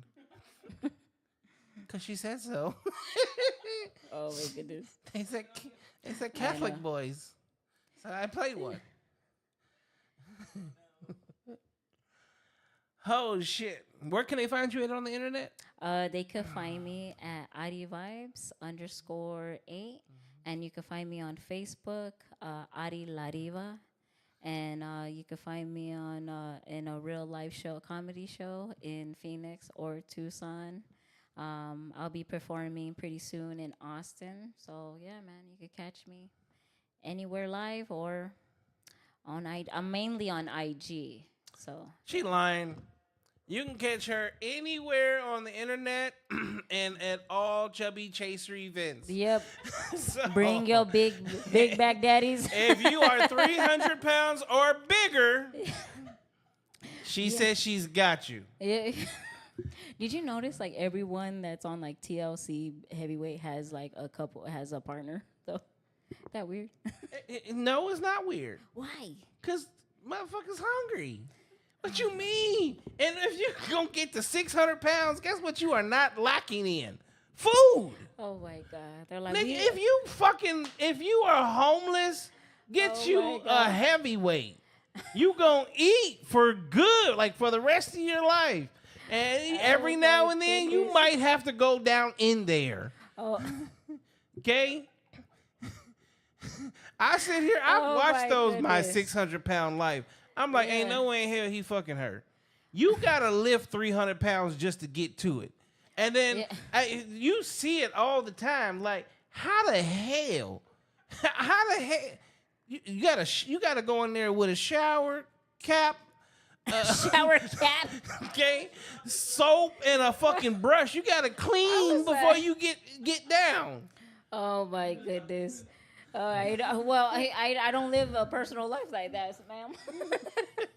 I'm just saying I've watched the show, so I think about these. Oh, you got this? Oh yeah. You think I want me a big 600-pound chubby hubby? Chubby hubby. He Oh, my said goodness. username 2 something to do something. 3 something to get some. Absolutely, man. Oh my goodness. Welcome to No Cat Reacts. Oh man, we welcome all big bags and food lovers, man.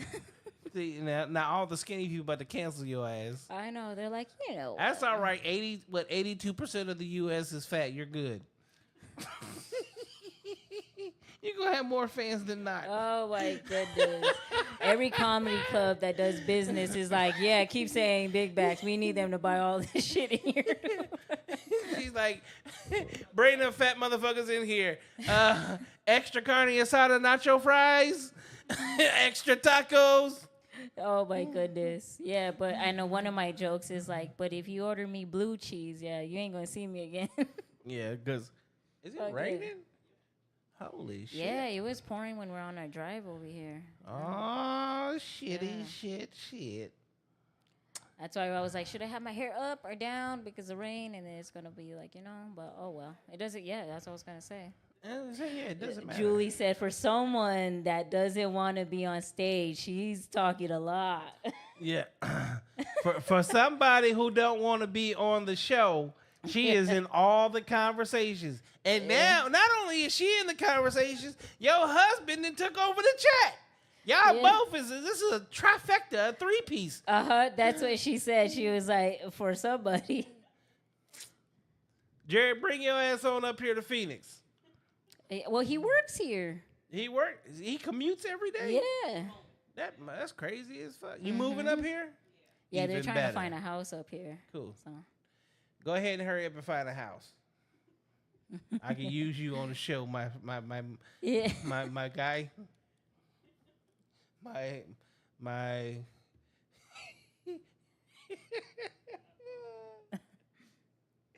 This motherfucker got 2 first names, white as fuck, Oh, my married to a goodness. Latina, but he's native. Yeah. That's hella confused. Yeah. What do you call a native mixed with a Mexican child? With a Mexican show. More. Mexican? She said more native.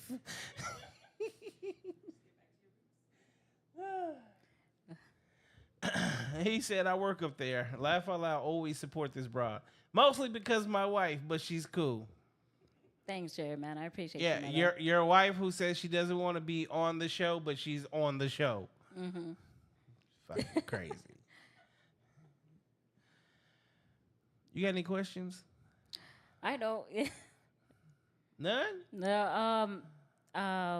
What made you say What yes kind to be? of Go ahead. what kind of music did you do? I know that you said that you worked for Sony. I used to What rap. kinda- I used to rapped. rap? Yeah, Do you still rap? I was a rapper. Yeah. No, I no longer rap. But you going back to when you said comics are kind of like rappers or whatever, you're right, because in Tucson they kind of go hand in hand. We share the same venues, you know what I mean? And a lot of like rappers are doing like videotaping our shows. Well, and here's the So, thing: yeah. is like, for back when I was coming up, and even when I got signed, I was on a shit ton of tours, but on maybe 20-30% of my tours, Oh shit! a lot of those were literally, so like I'm on tour with Michael Blackson, so like it's rap and comedy, it's dual, we're doing shit together. Oh yeah. So it was cool. Yeah, I think well, you're right. I was like, yeah, it is more with them actually than, you know what I mean? No, we literally go hand in hand. We have the Yeah. exact same struggle. Yeah, the same. So shout out to Daryl Graves. He's a comic. He's been doing comedy for 15 years in Tucson. He told me, I was like, you know what? We were kind of doing a mic at Stir Crazy. And I go, you know what? Like, I think I could be a rapper, dude, with my voice. And he was like, I'm going to put you on, because he's a producer, too, in, like, Tucson. And he was, I'm going to put you on the show, and you're going to rap, okay? So you better write a rap. Do it. I Shit. was like, Fuck it. I was like, oh, my God. And then, so I'm trying to write a rap, and it's not the easiest. Rappers don't get enough credit. You guys are poets, too. You know what I mean? So being yeah. able to go into a studio, Uh-huh. listen to a beat, write a song that is catchy enough that it grabs people's attention. No, like It is a full-time job. And the thing about music is, so like when Sony came to me and was like, okay, we're going to do your album. I'm like, great. And they're like, you got 6 weeks. What the fuck? Oh shit! What?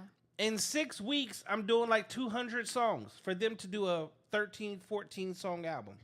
Oh my goodness. So how does that process work then? Like, do they take like bits? No, so let's say I go to the studio tonight, I do 5 songs. Then all the songs, my A&R takes all my songs and they submit them to the label. And submit them to the label, submit them to I'm doing this shit every fucking night. Every fucking night. Every fucking, all day long. All day long, I'm going through beats. And I'm figuring out, like, which tracks I'm going to work with that night. Which also lets me know, like, basically because they were coming from different producers. In every city I was in, there was always a producer there. Until I met my actual producer. His name was Gildy Flores for Gil Flow Productions. Then he could just make the beats and we was good. Or I could be like, okay, this is the song that I'm thinking about. This is like the mood that I'm in. This is where I'm at. And he could catch that shit and fucking put it together quick. And then I could put words to it. Okay.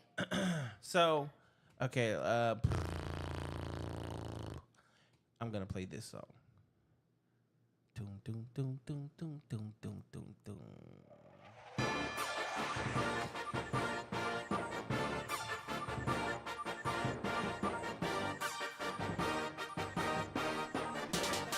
And you don't like drums. God damn it, I'm rich, I'm fly, I'm a real swagged out, pimpin' kinda guy. Making my guap, making my chain, got a few ladies straight doing my thing. God damn it, I'm rid of a Cardi, brand new track, sound a little like Atari.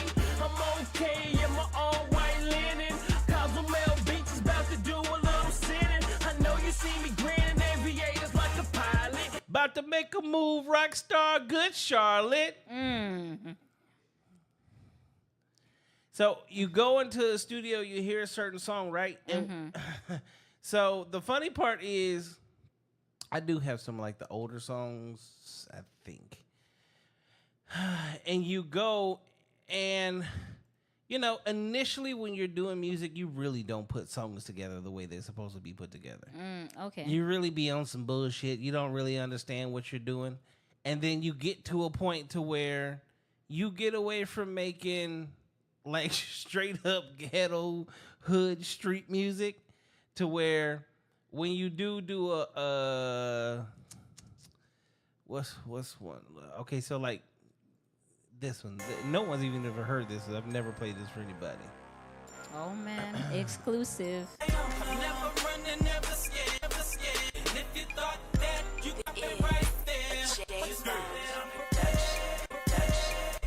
Got that on my hip, think my jeans. Fuck you think my why the fuck you think my jeans? Think my jeans. You say you pimpin', but you slippin' when you trippin' over crush. Wearing light bright colors, trying to come up on the hush. I'ma rust like down my tusk, hit you harder than a bus. Wearing all black tees with my dickies is a must. Nike gloves with fitted caps as I stalk you like a rat. You run your mouth so damn much, I gotta silence out the trap. What's the hat without a Mac? Airing out your fucking back, you seeing me, you fake nigga. Ain't no sugar in my lap. Turn So you go from straight street shit. Yeah. That's what I was gonna tell you. I was like, you a real gangbanger out here, sir. God damn, man. I'm just sitting in a living room with a gangbanger. Don't mind me. I was never a gang banger. I did not gang bang. I was, yeah. I bang gang. I'll be part of a gang bang. No. I'm here for the game bang. Welcome to the casting couch. Oh my goodness. Oh my goodness. So, I'm from Inglewood, California. My life was not easy. You guys have the best tacos out there, dude. I mean, you get the right street truck out here, motherfucker. You got the same shit. Yeah, this is also true. This is also true. So I literally came from like the hood of the hoods. And my parents did their best to keep us out the streets, but I'm one of three boys, and guess what? All three of us ended up in the fucking streets. You guys have We each other's all have a rap. We all have a criminal record. Okay? We've turned into great men now as like adults, but as kids, young adults, the street life was all the fuck we knew. And I'm sorry, I gotta blame my dad and my uncle. My uncle was a fucking pimp. My other uncle was a glorified player. Okay. There was just a lot of shit. I had Bonnie and Clyde, literally the drug dealing Bonnie and Clyde with my aunt and my uncle, knowing damn well these motherfuckers going cross country taking hella dope.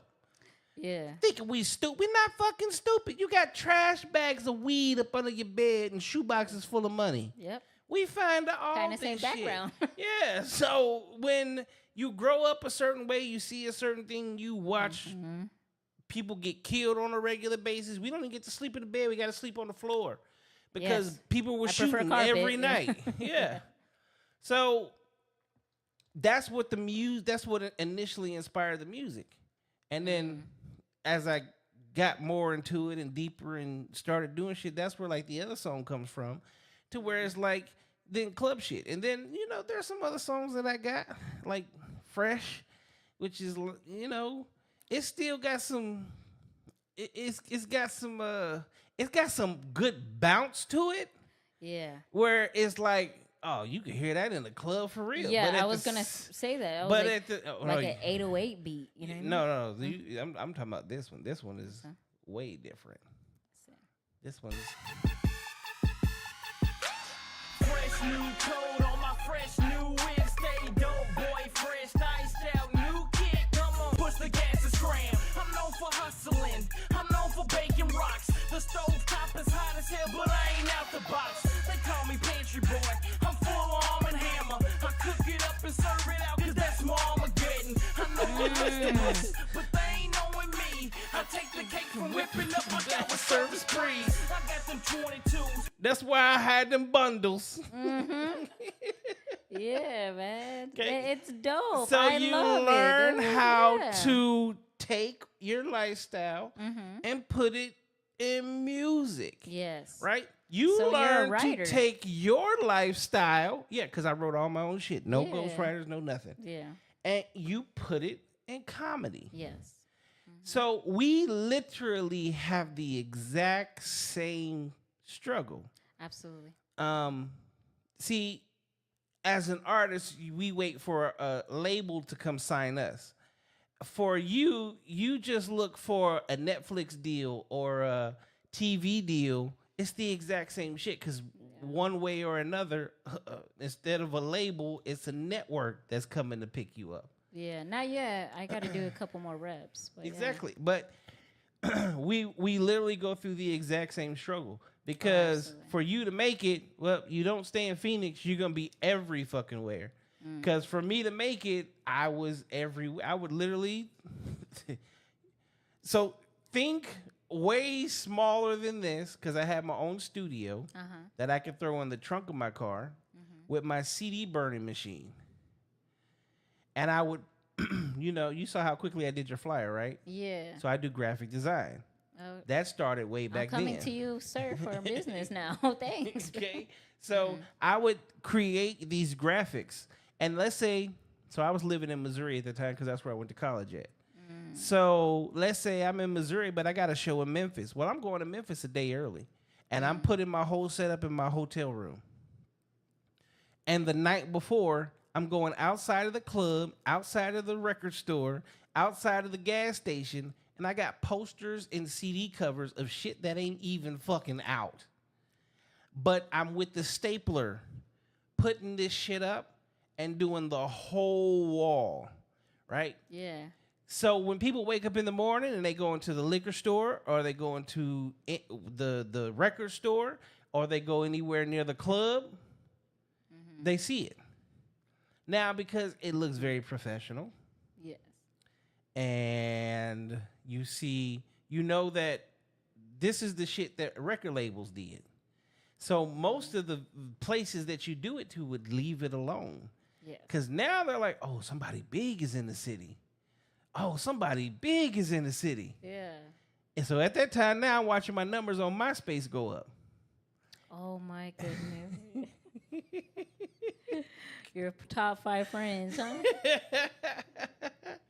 So I did it in a way to where before I ever got signed, it looked like I was already signed. Oh, okay. And see, the only company that was known for doing like great CD covers and shit back then was Pen and Pixel. Well, once they came out with Photoshop and I mastered Photoshop, thank you to Jimmy Sims, he taught me how to do that shit. Once I mastered Photoshop, I could do the exact same thing. So, you know, back in the day with the bling bling, the Juvenile, the BGs, the Master P, the same way their CD covers look and their posters look, mine look the same way. Oh, shit. And then that's when shit, honestly, printing was expensive. But then you had a company called Miami Flyers where I would get 5,000 flyers for $120. I can get 1,000 posters for like $700. Now I was smart because I had a CD burner with me. And my CD burner, you could go to Best Buy. Yeah, like I got it on deck. So. Yeah, you get this Best Buy. You get 100 CDs for $9.99.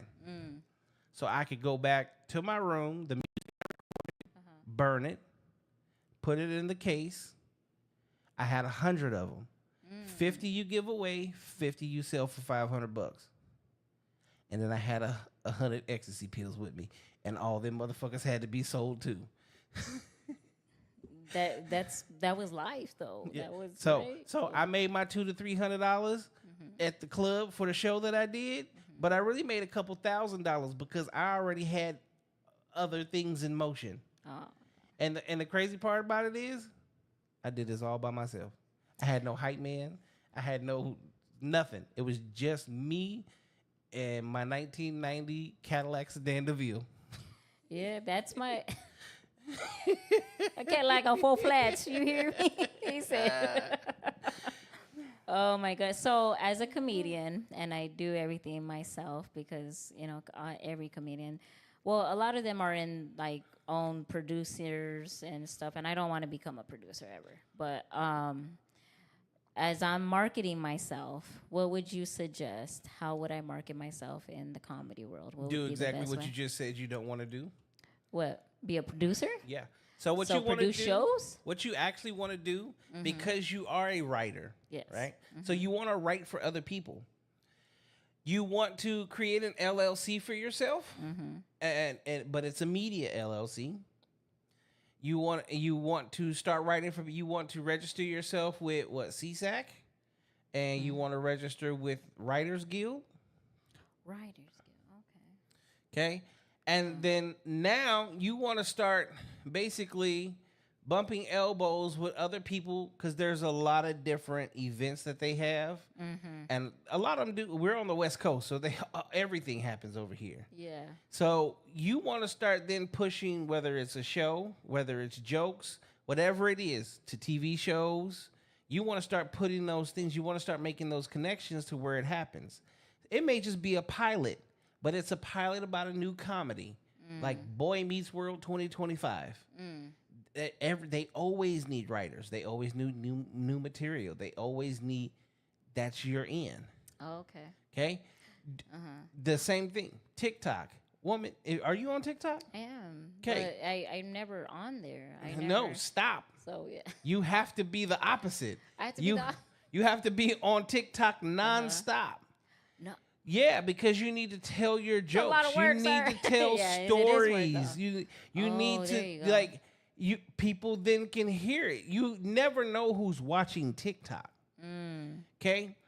I mean, this goes back to, where do they find Justin Bieber at? P. YouTube. Diddy's house. No, it's fine. You That's where they took him after they found him. Hey, little boy. Diddy. See what happens when you get with the Latino. So Yeah, just say- what you want to do is you want to put yourself around a certain type of people or persons that allow you to showcase who you are. And guess what? Whether you like it or not, TikTok is your portfolio. Okay. Okay. You can then be like, oh, we want to check you out. Where are you? Oh, all my stuff's on TikTok. You can go check it out. Oh, there you go. The- I get YouTube. They're like, are you on YouTube? That's the number one question. See, that's old people. That's me. Okay? That's what we're used to. But see, even my black ass is on TikTok. And I'm on there posting every single day. I told you, I have a video right now that's going viral. It used to be you went viral on Facebook first, but now they go viral on TikTok first. And as it picks up on TikToks, it then usually transfers over to Facebook. And then when it gets to a certain, like Facebook, TikTok will get me to about 10 to 15,000. Facebook will get me to 20 to 50,000. But by the time it does that, now because it's on two platforms like that, it automatically gets pushed to YouTube. So the people that are on YouTube will start to see the exact same thing. But TikTok is always what's first. And TikTok is a bag because the moment you start going viral on TikTok, you're actually getting paid. Once you get to that 1,000 followers, it's all nothing but payday time. Once you can start going live, you can start having conversations. So you got your girlfriend who don't want to be on camera but loves to be on the microphone. Perfect. Tell her to set that phone up and record your shows. And then send that into Opus Clips, and Opus Clips will turn those into little shorts. So it's literally going to take your jokes and turn those one singular jokes into shorts. And you can start posting those shorts individually. So now you got a videographer that you didn't even know you had. And you now have a portfolio of all your work. And you're not having to really lug around a bunch of equipment or do any of that or go, hey, club, I know you guys were recording that. Can I get a copy of that video? That never fucking comes. Yeah, you know what the crazy thing is like, when I'm at mics or shows, sometimes I forget to videotape. Like, have someone, hey man, can you videotape me real quick? Like, That's I why actually, that's why I'm you get in your like best the friend. moment. Like, I'm like, all right, next on stage, I got this. You know what I mean? Here's the Whatever thing. that. You should never actually be the one that has to worry about that. Oh, I okay. tell people, see, I didn't have an entourage. The reason I didn't have an entourage because nobody really had a purpose.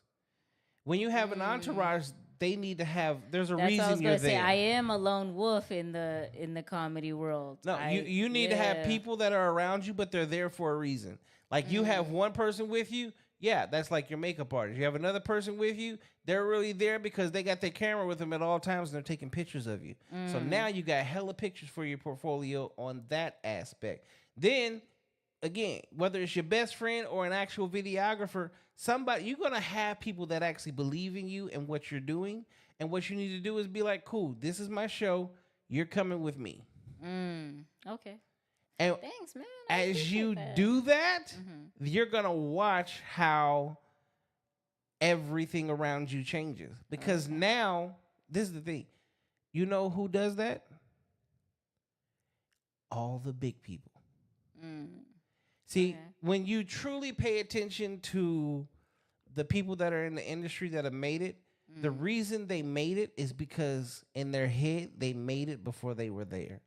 They already had a photographer. They already had a makeup artist. They already had their best friend that was basically their publicist.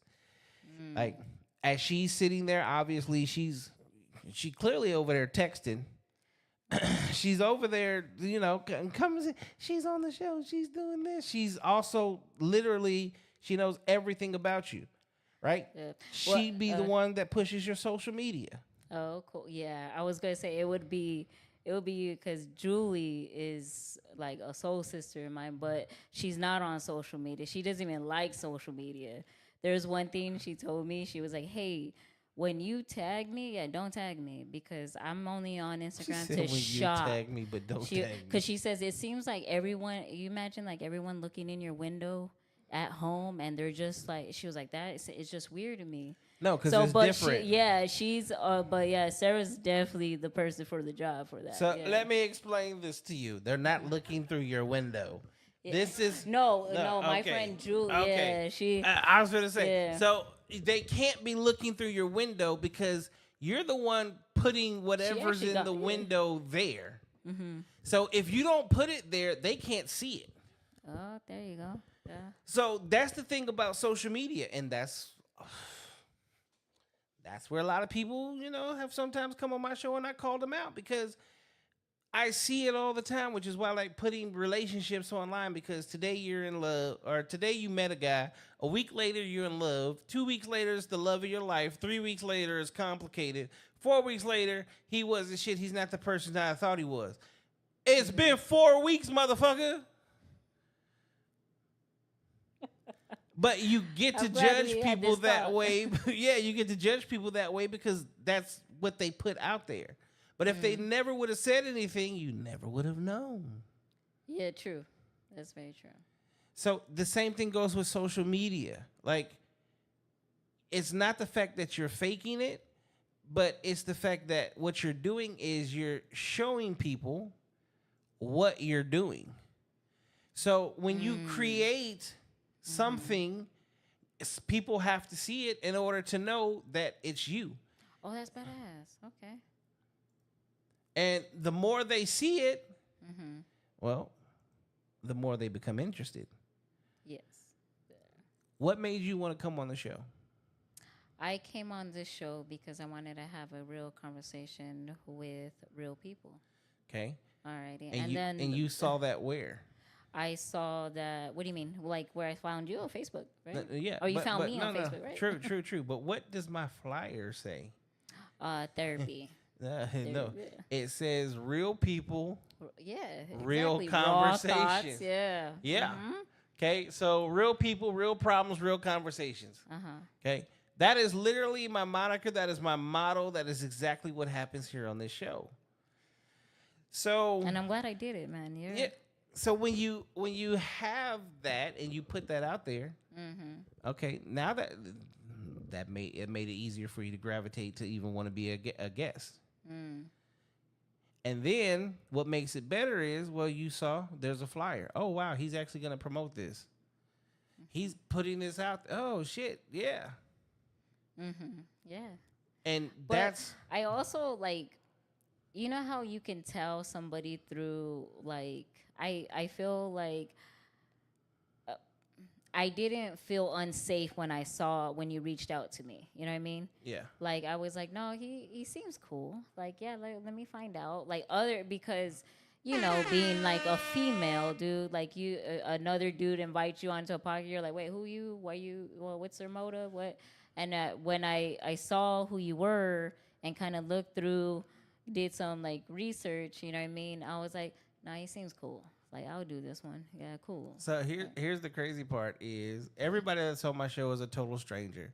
But like Yeah, true. I was like, I had this conversation just earlier today with someone that was just most recently on the show who wants to be a co-host. And one of the things that I have made my personal goal is I don't fuck my guests or even try. you can't mix business with that. You know Thank what I you. mean? Absolutely. Well, not only that, but okay, by the time I get to 3, 4, 5, 6 different people, I'm now known as the person that does what? That's known for that rep. You Thank know what you. I mean? So, yeah. So now I just fucked up everything that I worked for. Yeah, that's true. Absolutely. So, and 90% of my guests are females. So, it's one of those situations where. And you have some baddies on here, dude. You have some hot women on here, dude.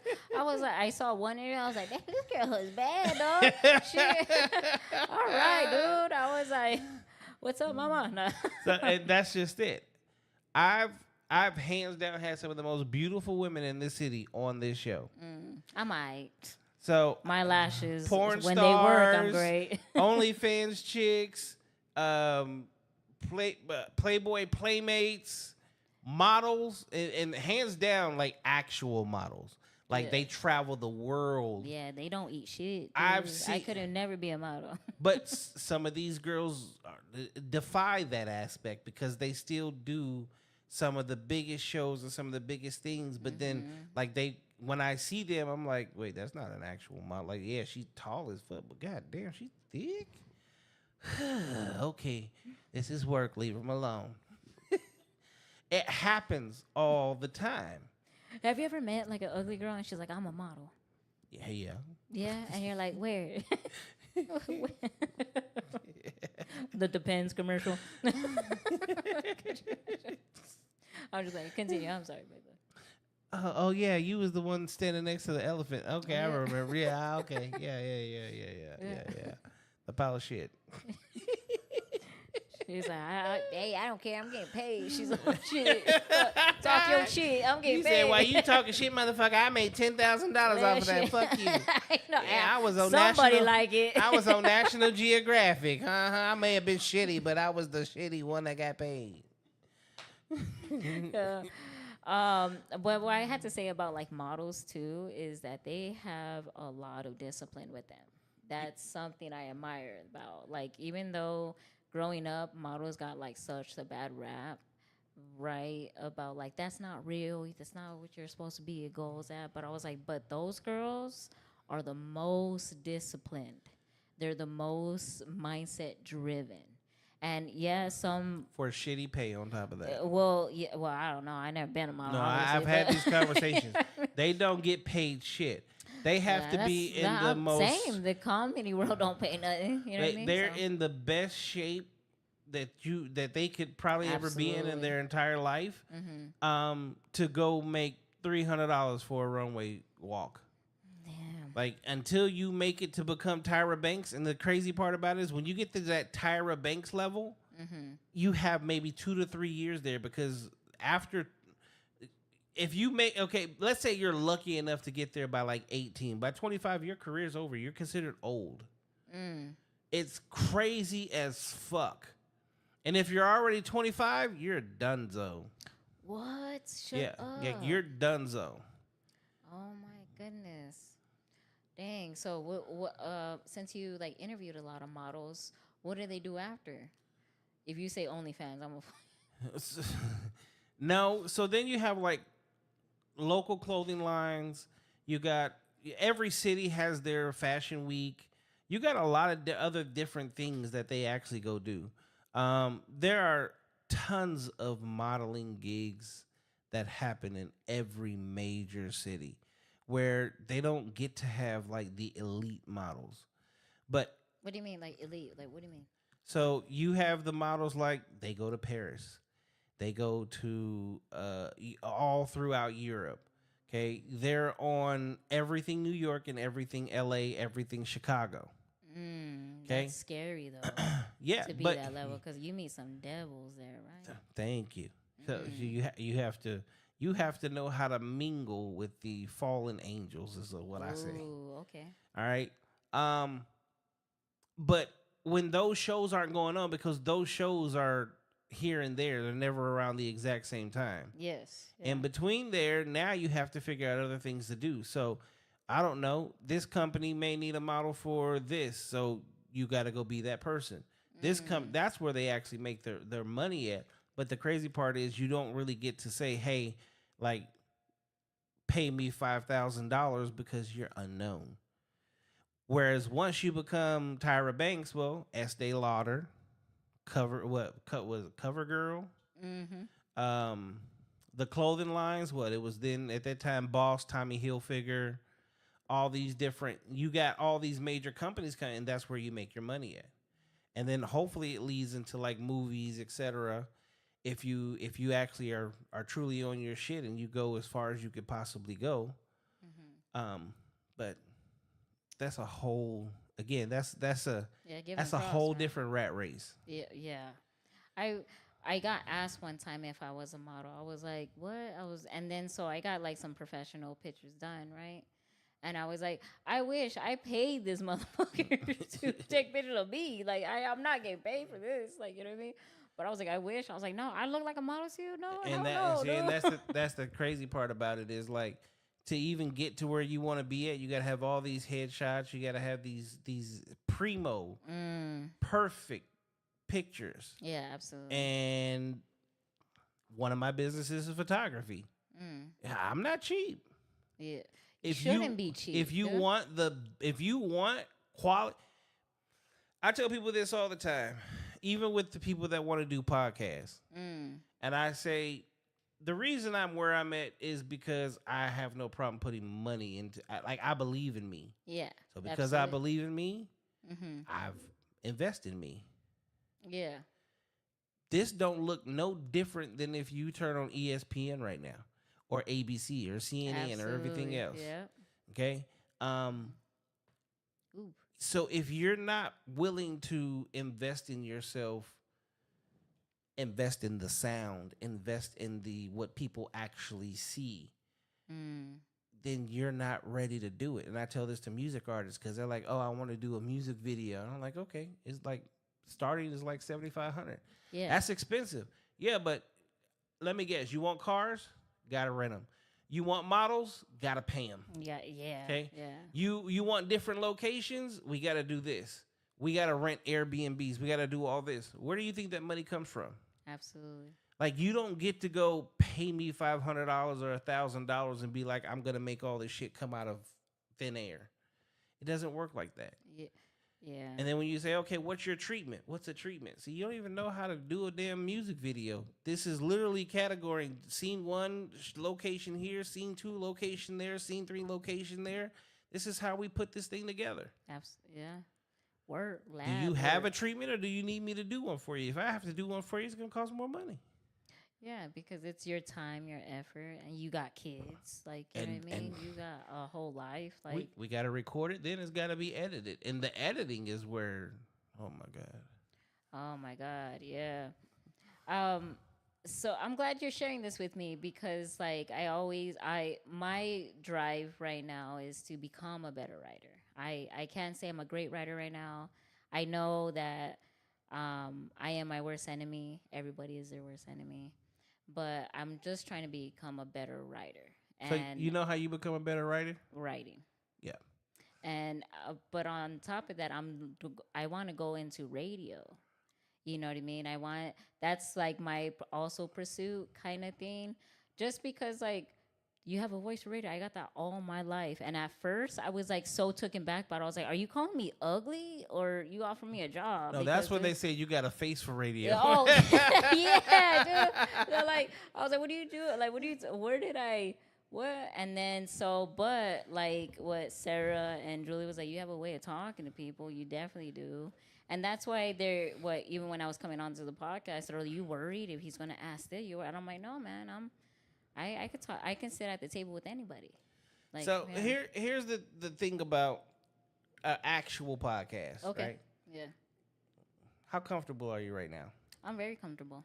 You're making me very comfortable. We're having That's the person that is interviewing you has to be able to get you to open up. absolutely, yeah. The conversation. So as much as it's a conversation, I talk shit so I can joke and have fun with everybody. I can make anybody laugh. Yeah. All right. So if you can You do definitely that, accomplished that tonight. if you can do that, it makes everything a lot easier.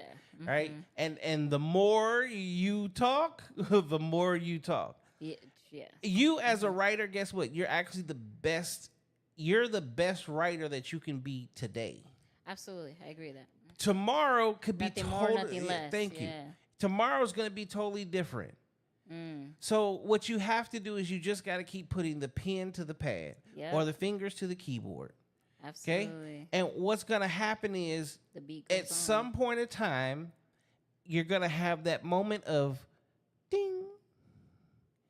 And when that happens, everything is going to change. Your style will change. Okay. You'll be able to do everything. And the reason that I know, because it goes back to like doing music. As an artist, you're writing. And I went from bullshit hood music to ding. Oh, we can do So this. a Mexican rock band, You bro. can do that. He's like, what? Yeah, we're now Bruleria. Okay. Brujita. What do you want to do?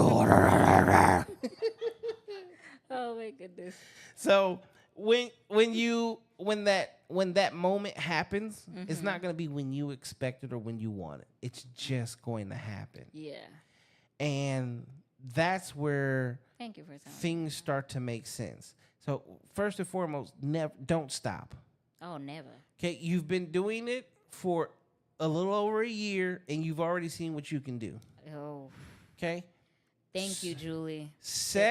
Julie got me back into comedy. I almost quit comedy. I actually made an announcement I was quitting comedy. No, set a goal. Set a goal. 100. And write it anywhere. Write it somewhere where it literally says that you can see, in comedy, I need to do this. Yes. As writing, I need to do this. Do 5 of each. And as you complete each one, don't erase it, mark it out. Oh, I didn't know that. Why It's not? visual, and you see it. Put it somewhere where you're going to see it every single day. And as you're walking past that, you realize, like, oh, wow, I haven't done this. I need to do this. Oh, I haven't done this. I need to do this. Visualizing what you want to do makes everything make sense. Absolutely. Thanks. And it gives you a clearer path. Because now what happens is, all right, let's say your goal is to be 6 feet tall. Well, you know what it takes for you to become 6 feet tall? No, which means you have to plan it. In your case, I got to find a good doctor that's going to give me an amazing surgery. Let me get 2 kids and see if I can steal their knees. Oh my goodness. 2 kids. I'm gonna need 3. I probably would. So when you start to actually plan, you put the plan in motion. When you put the plan in motion, then one day, boom, the hammer is gonna hit the nail. The house is gonna be built. Then one day, you and all your friends get to walk in the house and.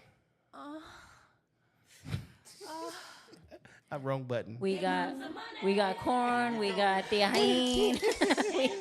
we got tortillas. Yeah, I got everything but some motherfucking vegetables. We got jalapenos wrapped in bacon. What's up? We'll feed you. You're gonna have Jared Wan over there Yeah. listening to motherfucking Everybody's welcome to the carne Mexican asada. metal music. They're like, Audi on the drums, horchata on the drums, bro. He's like, look, stop, motherfucker. I'm native. Leave me the fuck alone. give me my feathers back. He said, Thank you for that, look, he Mando. said, visualize an attack like Coach Klein said in Waterboy. Oh shit, yeah. Yeah. Oh shit. Oh shit. And Sarah was like, "You want me to kill him?" She got that mentality, dude. I'm like, "What?" You know what I mean? I appreciate that because I'm going through some trial and error in the comedy world. I am in rotation, and I'm grateful and blessed. But I learned there is gatekeepers there. You know There what I is, mean? but fuck the gatekeepers because you Well, can go if around they- them. Excuse me, I'm Yeah. sorry now. But, Hey, you're Latina, right? I am. Jump the fucking fence. Fuck that gate. Wait, it's a wall, bro. The wall, China. I and said shit. not Mexico. I said you said gatekeepers. It's a fence. Oh, absolutely, yeah. Okay, so I have another question for you. Okay. Okay. What motivates you? Is what? So what motivates you? In what manner? In your mindset. So what motivates me is anger. So. Anger motivated me back in the day when I boxed and played football. Okay. Okay.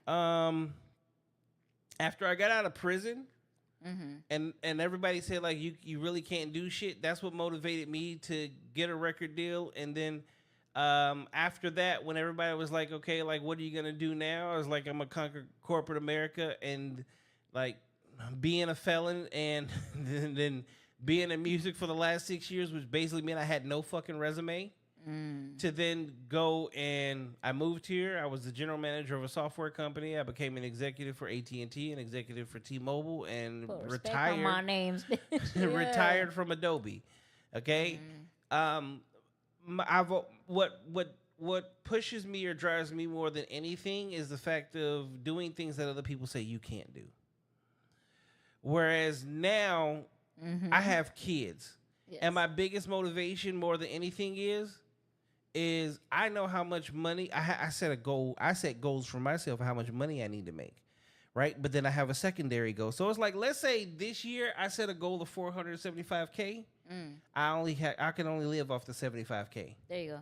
Okay, Yeah. I got 3 kids, so each of those kids get $100,000, which means that other $100,000 honestly is not what we live off of, but that's what we get to enjoy. Yeah, Right. So there you go. if I do that every single year, over and over and over again, but I increase that number every year as well, I know that when I die, my kids are perfectly taken care of. Absolutely. And I that for me is what makes everything worth it for me. Absolutely. And then I know that at some point in time, I'm going to meet a woman that I'm actually going to end up marrying and taking care of. I want to take care of her for the rest of my life. And at the end of the, like, I know at I'm this surprised point. you're not married, but yeah. But At this age, at this nice young age of 45, about to be 46 in 23 days. What you realize is whoever you end up with is probably going to have kids too. So I have to do the same thing for her kids that I do for mine. Absolutely. Yeah. So that's what motivates me. That's what pushes me. That's what makes me want to go and push further. And then there's something in me that's been there for a long ass fucking time.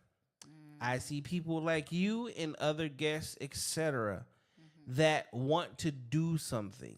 So I have no problem using whatever resources that I have or using my platforms to hopefully help catapult. Like, there's hopefully that one person that sees that goes, I'm about to follow that motherfucker. Yeah. Oh, I like that. Oh, hey, you guys need to come see this. This chick was hilarious, or she was funny, or she's They're got like, a "She show aight." coming up. Yep. Whatever the situation may be, as long as it's you, which is why the camera is Absolutely. on you the entire time. And it's like that on almost every single show. It's on the person. It's crazy because I grew up not that way. Like, I never wanted to be main character energy. And see, here's the thing. I think everybody gets or thinks that I have main character energy. I have no inclination to be that whatsoever. As a matter of fact, if I could find one person that could actually take this seat and have this level of conversation, do it consistently with the exact same amount of passion, fervor, and lightheartedness,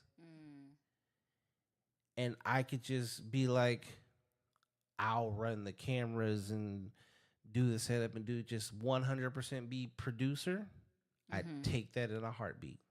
Yeah, I had same. Even though like I do comedy, I'm shocked. Like, I want to say I've been doing comedy for a year and some change. I said, but I kid you not. 5 months ago, I was telling a friend of mine. I was like, I can't believe I'm a comedian.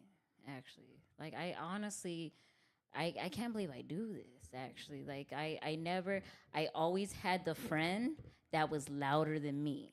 And I was always like, hey, man, how you doing? I'm Audi. Like, well, and I was like the chill one. You know what I mean? I always had that friend that was like, what's up, bitches? What we doing? Oh, my God. You know what I mean? But it's I the always loudest person in the room that doesn't say shit, and the quietest person in the room can give you all the knowledge in the world. Because you're a sponge. You soak up everything. Yeah. So. And now I'm like, I'm very people person. Like, I'm very talkative. Like, now it's a whole three. When you said what changed, and I was like, honestly, I don't know. I just decided to work on my craft each and every day. Like, I practice my jokes every single day. And that's You know what what I it mean? takes, because So, yeah. as a music artist, I had to practice my music every single day. I'm the worst at memorizing anything. I remember. Well, that's why I don't take my things, because I'm not trying to be a repeat crutch. myself, you know? Yeah, it's a Yeah. crutch. It'll create a bad habit. I remember I was about 7 or 8 years old, and I was in church, and God loved the world so much that He gave His only begotten Son. Like, that was the only way we were getting out of church service, Sunday school, is you had to fucking memorize this and then go into the youth pastor. He's like, so and I do cleaned it, the church. I never right? left. So I'm the last motherfucker to come out. I'm the first one, like, I got this. So God beloved the Son and gave his only begotten Son. I can't even remember the shit now. And I know the Bible front to back. You give me the Bible, I know that whole motherfucker. But it's like, okay, well, repeat this. What the fuck? No, hell no. Mush mouth. Well, with me, with this, I was for years insecure about my voice. I always been told like I have like is that your real voice? Are you sick? I always got that. And that's why I kind of play into it. Like one of my intro jokes. Can I be honest with you? Yeah. There's nothing. I appreciate This that, whole man. entire time, even when you said it earlier, Yeah. I don't hear shit wrong with you. You don't I appreciate sound that. anything. Tell everyone else that, please. Well, too. see- Like I don't know what People right? always- You heard people point out my voice, yeah. When so- I was younger, Mm-hmm. I hated my voice. yes, Everybody was like, you sound white, you sound this, you sound that. And I'm from California. I'm from when you're from Los Angeles, you talk proper. I can create a full actual sentence. I don't have to curse. I don't have to.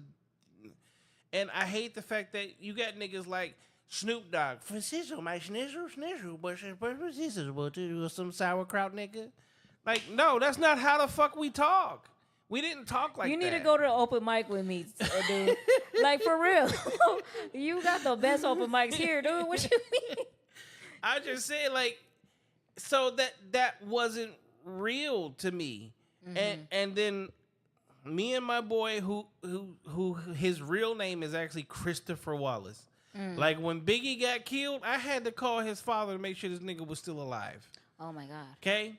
Because they have the exact same name. So back then, I was in college and we would go to his studio and we would be drinking. He's like, you write for us all the time. Why don't you record a song? And I was like, for what? Like, don't you hear my fucking voice? He was like, yeah, that's why you should record a song. And I'm like, hell no. He's like, look, you know this song, right? I was like, yeah, go in there and record it. So we played the actual beat and I recorded it. And it was one of his songs. And it sounded fucking good. And I was like, oh, shit. Okay. He's like, yeah, so let's do the whole song. He's like, I said, no, I'll be back tomorrow. So I'm at work at this time. I'm the financial advisor for Bank One. I'm at work. I got my little pen and pad. I'm writing my song. The name of Whip I your look trick. back. I look back now. No, the name of the song is "I'm Getting Off." I'm listening to my grandma's words. Keep them coming. Yeah. Keep them laughing, keep them coming. She ain't going nowhere. Yeah, I'm getting off. So I wrote the song, went over to his house that night. We're drinking gin straight. Fuck the juice. And I recorded. Uh-huh. And he's like, what the fuck? I was like, I wrote this while I was at work. He's like, tonight? I was like, yeah. Shit. So he made beats. So he's making the beat, right? I go in the booth. We record this bitch. This motherfucker's hard. So at this time, we started a record label called Bombshell Entertainment. Okay? We got a whole group called Circle of Good Intentions. We were already doing a mixtape. So he's like, I'm putting it on the tape. I said, no, you're not. Hell no. And then I was like, you know what? Actually, yeah, put it on there, but next to the artist name, we're not gonna put who it is. So everybody knew all the artists. It was actually good. We were doing good in the Midwest. But everybody kept asking, hey, who's on that track? Who's on that track? Who's on that track? Who's on that track? And that's the thing. People don't understand. Until I went to college, I wasn't getting on a stage. My entire life, I've been great at football and boxing, but being in front of people has always scared the shit out of me. What's the number one film in the world? Actually, yeah. It's the second one, actually. I'm a liar. So I never wanted to be the center of attention. I was the guy, like I had the same girlfriend from 12 to 19. I didn't go to very, very few parties. You kept her coming. She Yeah, I'll leave that alone. I was. she don't eat her vegetables. I left her. she ate her vegetables and the protein. And when I went out, it was just me and my little brother. And it wasn't until, I got a little bit older and started doing music that I really started to get out. But then at that time, like I said, we were in the streets. But because I was in the streets, I also never wanted to be outside. Because I was like the quiet one, but I was the craziest one. I was the one. Yeah, I was the one you didn't want to fuck with. Like, Silent but leave deadly, yeah. him alone. Because if he says something, it's over. Right? So when I started doing music, and like even when my family found out that I got signed, everybody was like, no. Like, yeah, no, yeah, no, yeah, here's the music. Wow. And he's good. So how did that make you feel at that moment? When their reaction were like, hey, man, you're actually putting some shit. Like, you're doing good, man. Like, when was that? When was that like, oh, shit, since you were like that? I'm the most humble person in the world. For me, I don't pay no. For me, when someone says I'm doing something good, I'll usually just say thank you.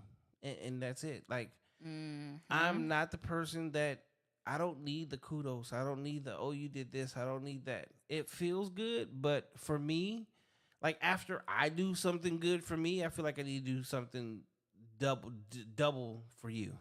Yeah, same. Yeah, I feel like in my younger years, I put everyone before me. So when I became the self-care children's book author and the comedian, they're like, "What changed?" And I was like, "I put myself first." And it's the first time ever. And I became the black sheep in the family. You know what I mean? And see, I'm a little different. Like when I'm in a relationship, she's first. Yeah. I put the woman that I'm with above everyone and everything else. But then that's where I kind of, things don't 100% go right either, because what happens is I give so much, they give so little. It's hard to build with somebody. Like, starting from how you started at a young age, yeah, it's super hard to build with somebody. You know what I mean? And now where I'm at now, it's like, okay, you just need to join. And thank you. Now yeah. I'm definitely the man's man. I've always been, even at the quiet, I've always been the leader. I've always been this is what we're doing. I have tunnel vision, right? But the way my tunnel vision is set up is, I'm going to do this and you're going to do this, and this is where we're going to meet in the middle, and everything's going to be fucking good. But people don't like to follow direction. Yeah, I'm stubborn. Not like I had to admit, but no, I'm stubborn because I'm always being told I'm doing something wrong. I'm constantly like, no, you're supposed to do this. So when I went to comedy and ordered like a drink, I never knew, I'm not a drinker. So, or a heavy one at least, you know what I mean? I still drink. But I didn't know what to order. So I was like, you know what? I am terrified an old fashioned. And they're like, don't order an old fashioned first. You don't do that. And that's been my whole life. You know what I mean? But that's kind of motivation for me. That's other people putting their own fears on you. That's other people taking their misconceptions, their failures, and saying, no, don't do that, because that's what I ordered the first night and I bombed. So they feel like everything they did that night was a horrible ritual. I don't have that. Like, people, I didn't drink. I didn't smoke for the longest. I never was high in the studio. And at 45 years old, I've been drunk 5 times. Really? Yeah, I don't drink to get drunk. There you go. So It's like, you know, the crazy thing. Absolutely, the fact that you said that, I'm glad you like. Yeah, said like that, man. before I got signed, I would go do my show, make sure I sold my pills and my CDs, and I went home to my girl. And what I would do is I would literally get home. I already knew exactly how much money I had. I would take 20% of whatever I made that night and give it to her. Oh yeah. And I did every Wednesday, Thursday, Friday, Saturday, Sunday night. And the crazy part is I worked usually 2 jobs. At that time, I was doing construction drywalling, and then I was a chef at night. Shit. Okay. Oh. So I'm making good fucking money while making good fucking money while making good fucking money. Did you, so since you are making good money, did you ever throw in her face like, I'm the one paying the bills? No, not once. Not once? As a matter of fact, like that's why this is the only person I got engaged to. I respect But that. it was actually her who tried to come and throw in my face and be like, "You've never done anything for me." And I looked at her and I said, turn on the lights and shit. "What? What you mean? So no, instead of me being like, "Okay, you're right. I've never done nothing for you." So what I'm going to do is I'm going to pack up my shit and I'm going to leave you with everything here. And that's exactly what I did. Now, at that time, shit, yeah. I had a Chevy Suburban. So all my shit fit in that big motherfucker. And I left her everything. I just took my clothes and my studio set up. And I stayed in a hotel for the first night, and I got an apartment the next day. And she calls me, and it was like, "So you coming home?" I'm like, "No, I'm not." Who's going to pay these bills? I thought I didn't do shit. I didn't do shit. So if I didn't do shit, that I don't even know why you're asking that question. You got 2 cars sitting out in front of that house right now. I didn't do that. You did that. Okay? Every night I come home and give you thousands of dollars. Okay?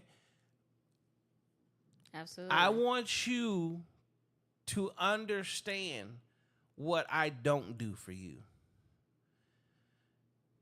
And for me, you're that's some gangster, dude. You're a gangster as well. Like, I was like, for me, that's where it was. That was part of it, because there's a whole nother story to that. When I did get signed and was doing good, and we were together. Were together? Yeah, we were actually still together. Oh, okay. Okay. At that point, when we had that argument, we weren't engaged. And then, like, later on, we actually got engaged. At that point, I'm signed. I'm making $20K a show, $10K for the after party. I'm touring. I'm everywhere, right? So I meet Alpha Mega in St. Louis, who introduces me to T.I. Shut the fuck Me and up. T.I. become close. T.I.'s trying to get me into flipping houses. I'm scary bitch ass want to flip cars because it's a lot of fucking money, right? And the way my thought process is, like, I don't gamble. If I'm gonna gamble, I might as well go shopping. That's always my thought process. Same. Because I know what I'm bringing home. Yeah. I know where the money went. So I'm flipping cars. I finally flip a house, a little cheap ass fucking $20,000 house. Sold it for $70,000. Like, damn, this shit was easier than what I thought it was. Right? So I'm sitting with him. He's introducing me to some big wigs that's really ready to invest. Okay? So I'm in Atlanta, which is where we were going to move to on top of that because of all of this. I'm in Atlanta. She decides to take her girlfriends and go to Vegas. This is where cell phones just become smartphones, right?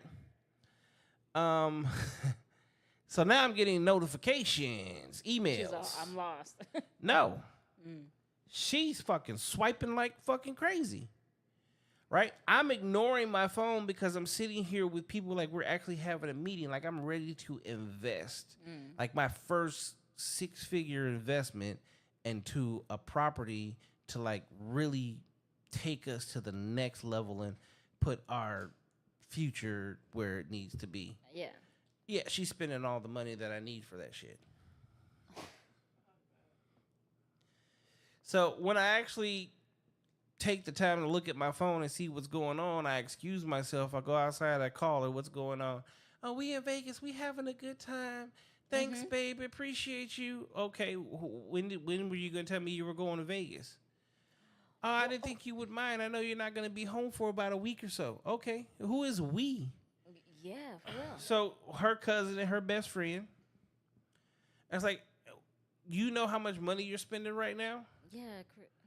It's To all right, not babe. tell We're you good. you're We in got another it. state is Yeah. kind of wild, dude. It's like Like- we got it. We're good. No, I'm out here literally putting our future together Yeah. to make sure we're good, so you can do what you're doing for real, for real.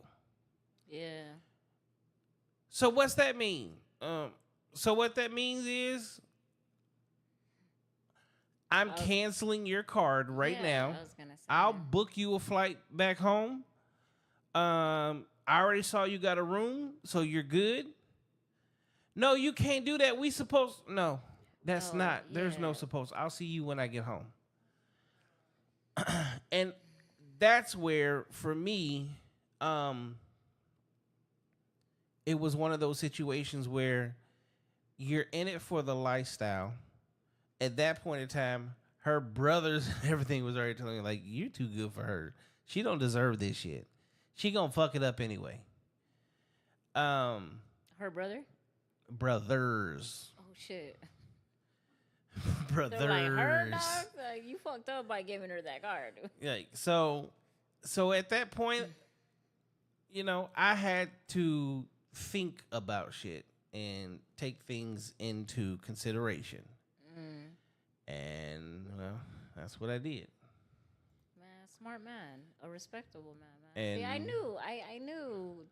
Like I said, when I agreed to be on, I started, like, I saw your pic and not saying, like, I'm a bruja, whatever, and, like, I could read, I just whatever, had one of those on here but the other day, you too. could kind of tell who they, when you said the picture doesn't tell the story, remember when before the, like, podcast? Mm-hmm. Yeah, you could tell who you are in your pics,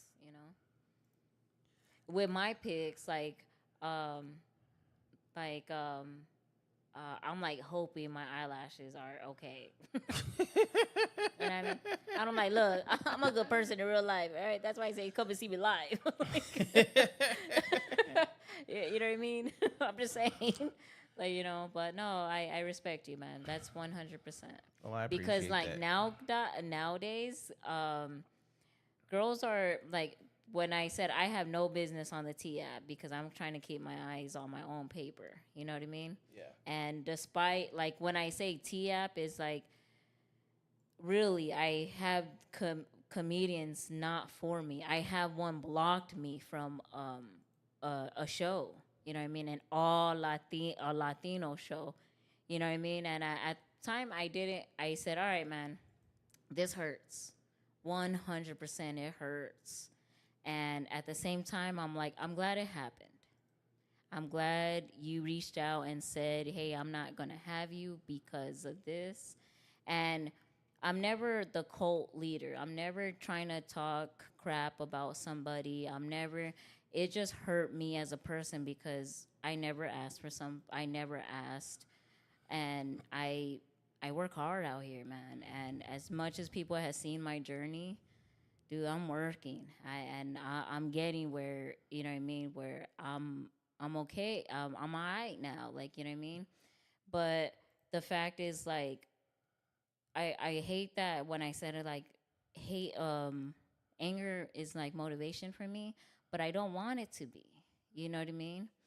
But it does me well, and I hate that it does me well. That's why I But- always call myself like the buttercup Understand Chicano, something. like, you how she's you do always have like, to fucking- understand something. What's that? Emotion that they have, they always say, dig deep, go to the place, the person, whatever, the thing that you hate. Yeah. When you need to cry, think about what hurts you, the person, the family member, whatever it is that lost you. There you go. Me growing up, the way my life was, the things that I went through, the people that are around, the shit that I've seen, Like for football and for Decided to work on my craft each and every day. football and boxing, Mm. yeah, that's where I went to Yeah. every day. I had no choice, but that's what made me who I was. That's what made me successful. That's what made me the beast. Yeah, that's why I said I'm thankful for that because I went harder. Like So I yeah, was, you know use what I mean? that and continue to use that Thank you, until man. you find something else that drives you. Oh yeah. Because in life, again, there's gonna be that switch, and it's gonna be a different driver. Yeah. But when that driver comes, just understand that's just you changing into who you're truly supposed to be. So like I didn't like mean to I didn't it's the same topic you were telling me about like your lady. Like I I put so much effort into putting you first and I'm out here trying to do my crafts for us, you know what I mean?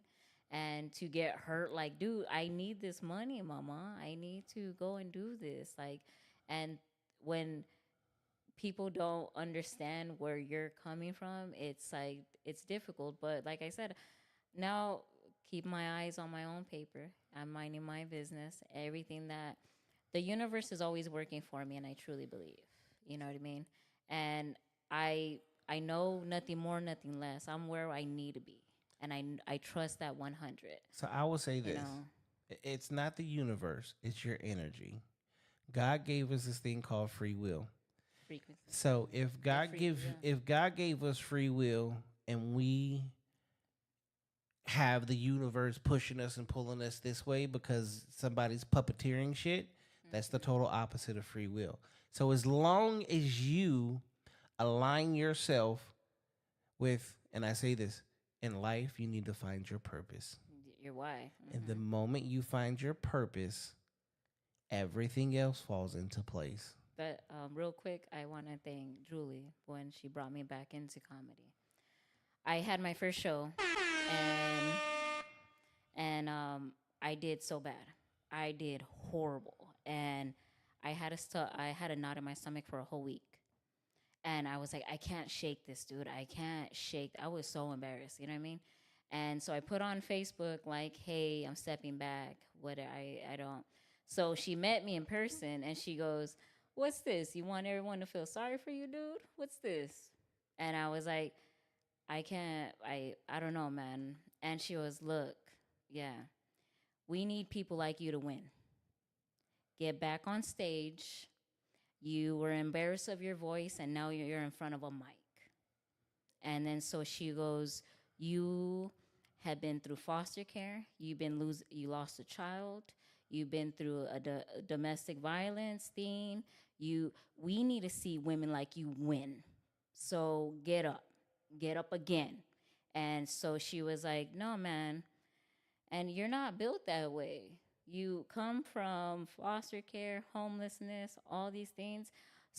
You just hit a stage for 5 minutes and fucking came out, dog. Like, come on, dude. Get up, back up on stage.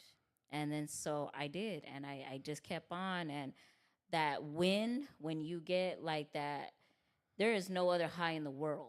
Every There's no time other you get a drug win, you in the forget about the world. losses, the And losses. I turned around and I got like emotional when I saw her. I was like, and she was like, man, this is you, dog. This is your purpose, dude. And she was like, keep at it, mama. And do not listen to someone when you get off stage. Oh, you were this, you were that. You point at you. And she was, don't listen to that. You know what you did. And you get up, do it again. The Get only up. thing that I would change. And then she was like, what's that? Because she's Mexican, but she's like, we always say, we whites again. And she was like, what's that, Chicano? Yeah. So everyone that went against you, you show them, man. Go. And she was like, get up, man. You can't be my best friend.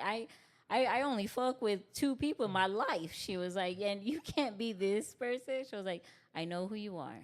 I know There's your family's against you. one thing that Get I'm up. going to tell you to Yeah. change. What's that? After the show, don't leave. Okay. The reasons for that is She's like, now you're you've kidnapped. made 1 to 2 new fans. that are gonna want to come say something to you. Okay. And if you're not there, you can't shake their hand. You can't give them a hug. You can't let them take a picture with you.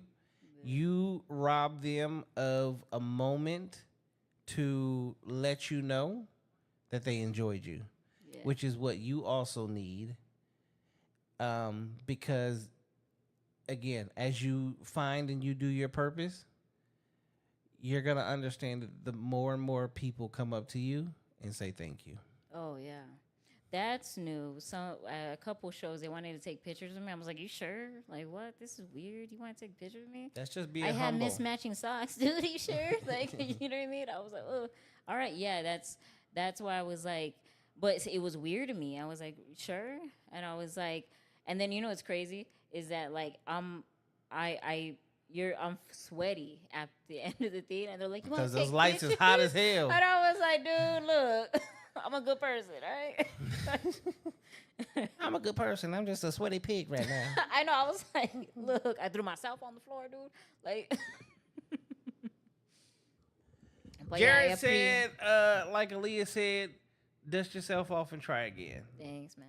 Thank you guys for everyone that's watching. Thank you for taking the time. Thank you, Jared, man. You a real one, dog. And he told me too. He was like, I'm gonna be your number one heckler. You need that. Yeah, and then I was like, it better be you. While everybody's clapping, that one person, boo. Oh yeah, of course, yeah. Okay. I never got like, I'm not saying that because watch my next show, like, you know what I mean? But I got like looks, like, and then I'm on stage, and so I'm like, you know what I mean? And they're like, and I'm like, I'm glad y'all enjoying the show. I got 2 more minutes. Your faces tell me everything that I need to know. Yeah. Y'all absolutely amazing. I was like, just you wait till I throw my shit on the floor. But it's been fun, and I've been doing really good lately, and I'm proud of I can't say I'm proud of myself because I have a hard time feeling proud of myself. So You might be like me. You'll be like 80, 90 years old, laid in bed with your kids and your grandkids around you, and you get to go. You know, back in the day, I used to get down on the floor and talk about foot fetishes. I pulled my back once, right? This is how you motherfuckers came out, you know. I know. I'm like, I'm just a stage cleaner, dude. Just cleaning the stage. So, where can they find you at again? You can find me on IG, Audi Vibes _8. And you can find me on Facebook, Audi La Diva. You can find me at one of my shows, comedy shows, or bar. When's your next show? Well, it's in prison. But my next show. When's your next public show? You can still earn a seat there, trust me. And it's a good time to become a criminal, I And guess. today on Commissary, Audi Yeah, Vibes. so it's going to be at the Wilbur Bar in Tucson, Arizona. LOL Comedy Jams I'm going to be part of is with Pork Chop and Doug Brown, also from Phoenix. And it's going to be a good time. That's the 21st. And then I'm at that's the 20th. The 21st, I'm at the Last Laughing Stoner. I'm a guest. And come out, man. They give out free weed, so.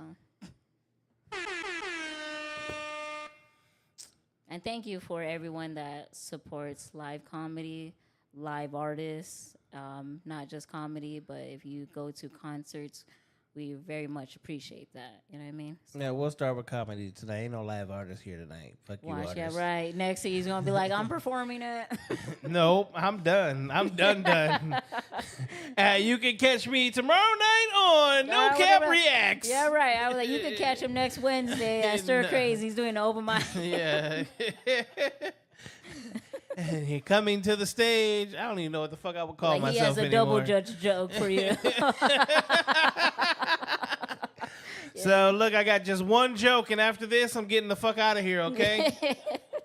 Bartender, get I need a crown apple and lemonade and a dozen wings. Some wings, right? He'll share his flats with you. Everybody's already gonna be like, no, that wasn't the joke, motherfucker. Shut the fuck up. All right, thank you guys for coming out. Bye, please. That was the joke. Thank you for showing up tonight. Thanks, man, for having me. I appreciate that. 2 Thank you hours for everybody. and 43 minutes. It Ooh, don't even seem man. like it. Oh man. See, when you have a good conversation, that's what happens. Yeah, man. Yeah, good people, man. Oh, thank you. You too. Thanks, man. I'm alright. But yeah. See, no, here's the thing. I'm not shit without you. If you don't show up, it's just me sitting here like this. So tonight on No Cap Reacts, the guest didn't show up, so we're going to go ahead and do some reactions to Ren and Stimpy.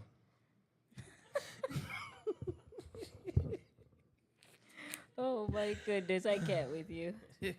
But yeah, I wanted to thank everyone that watched, took the time to watch, and I know it's late our time, and I appreciate everyone that, and always walk in beauty. So This will be on the internet forever. forever. Ever. They were like, that girl's eyelashes are always crooked every time I see her. You and these eyelashes. Dude, I have a problem. I got with a them, question. I have a dog. question. This is the last question of the fucking night. What the fuck is with women and these fucking eyelashes? They Okay, compliment- these fucking cum catchers, these butterfly wings.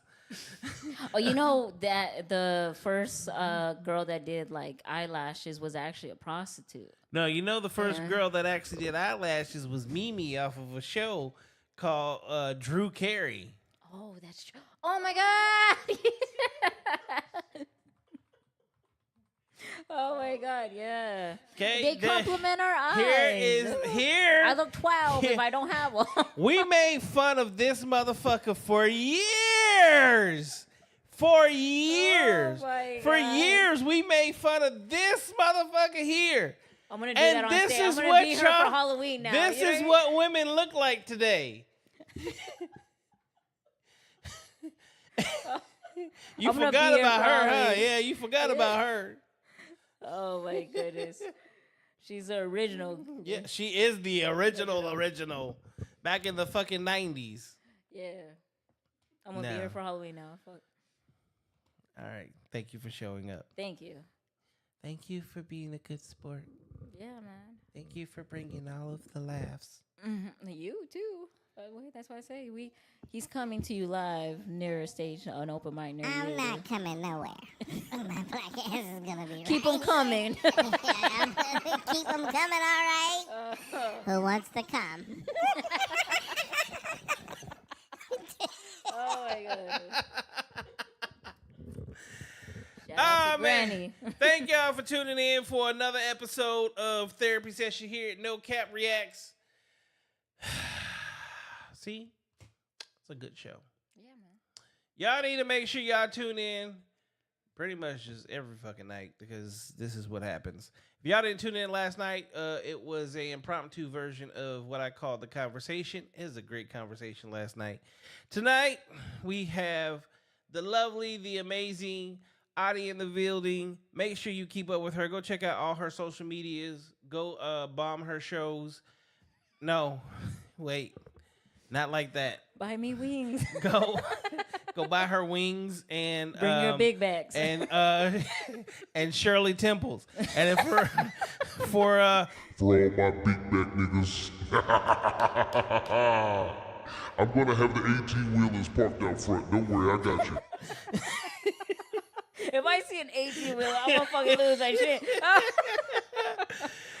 thank y'all for tuning in. With that, I'm your man Bailey, aka Mr. Go. Get him!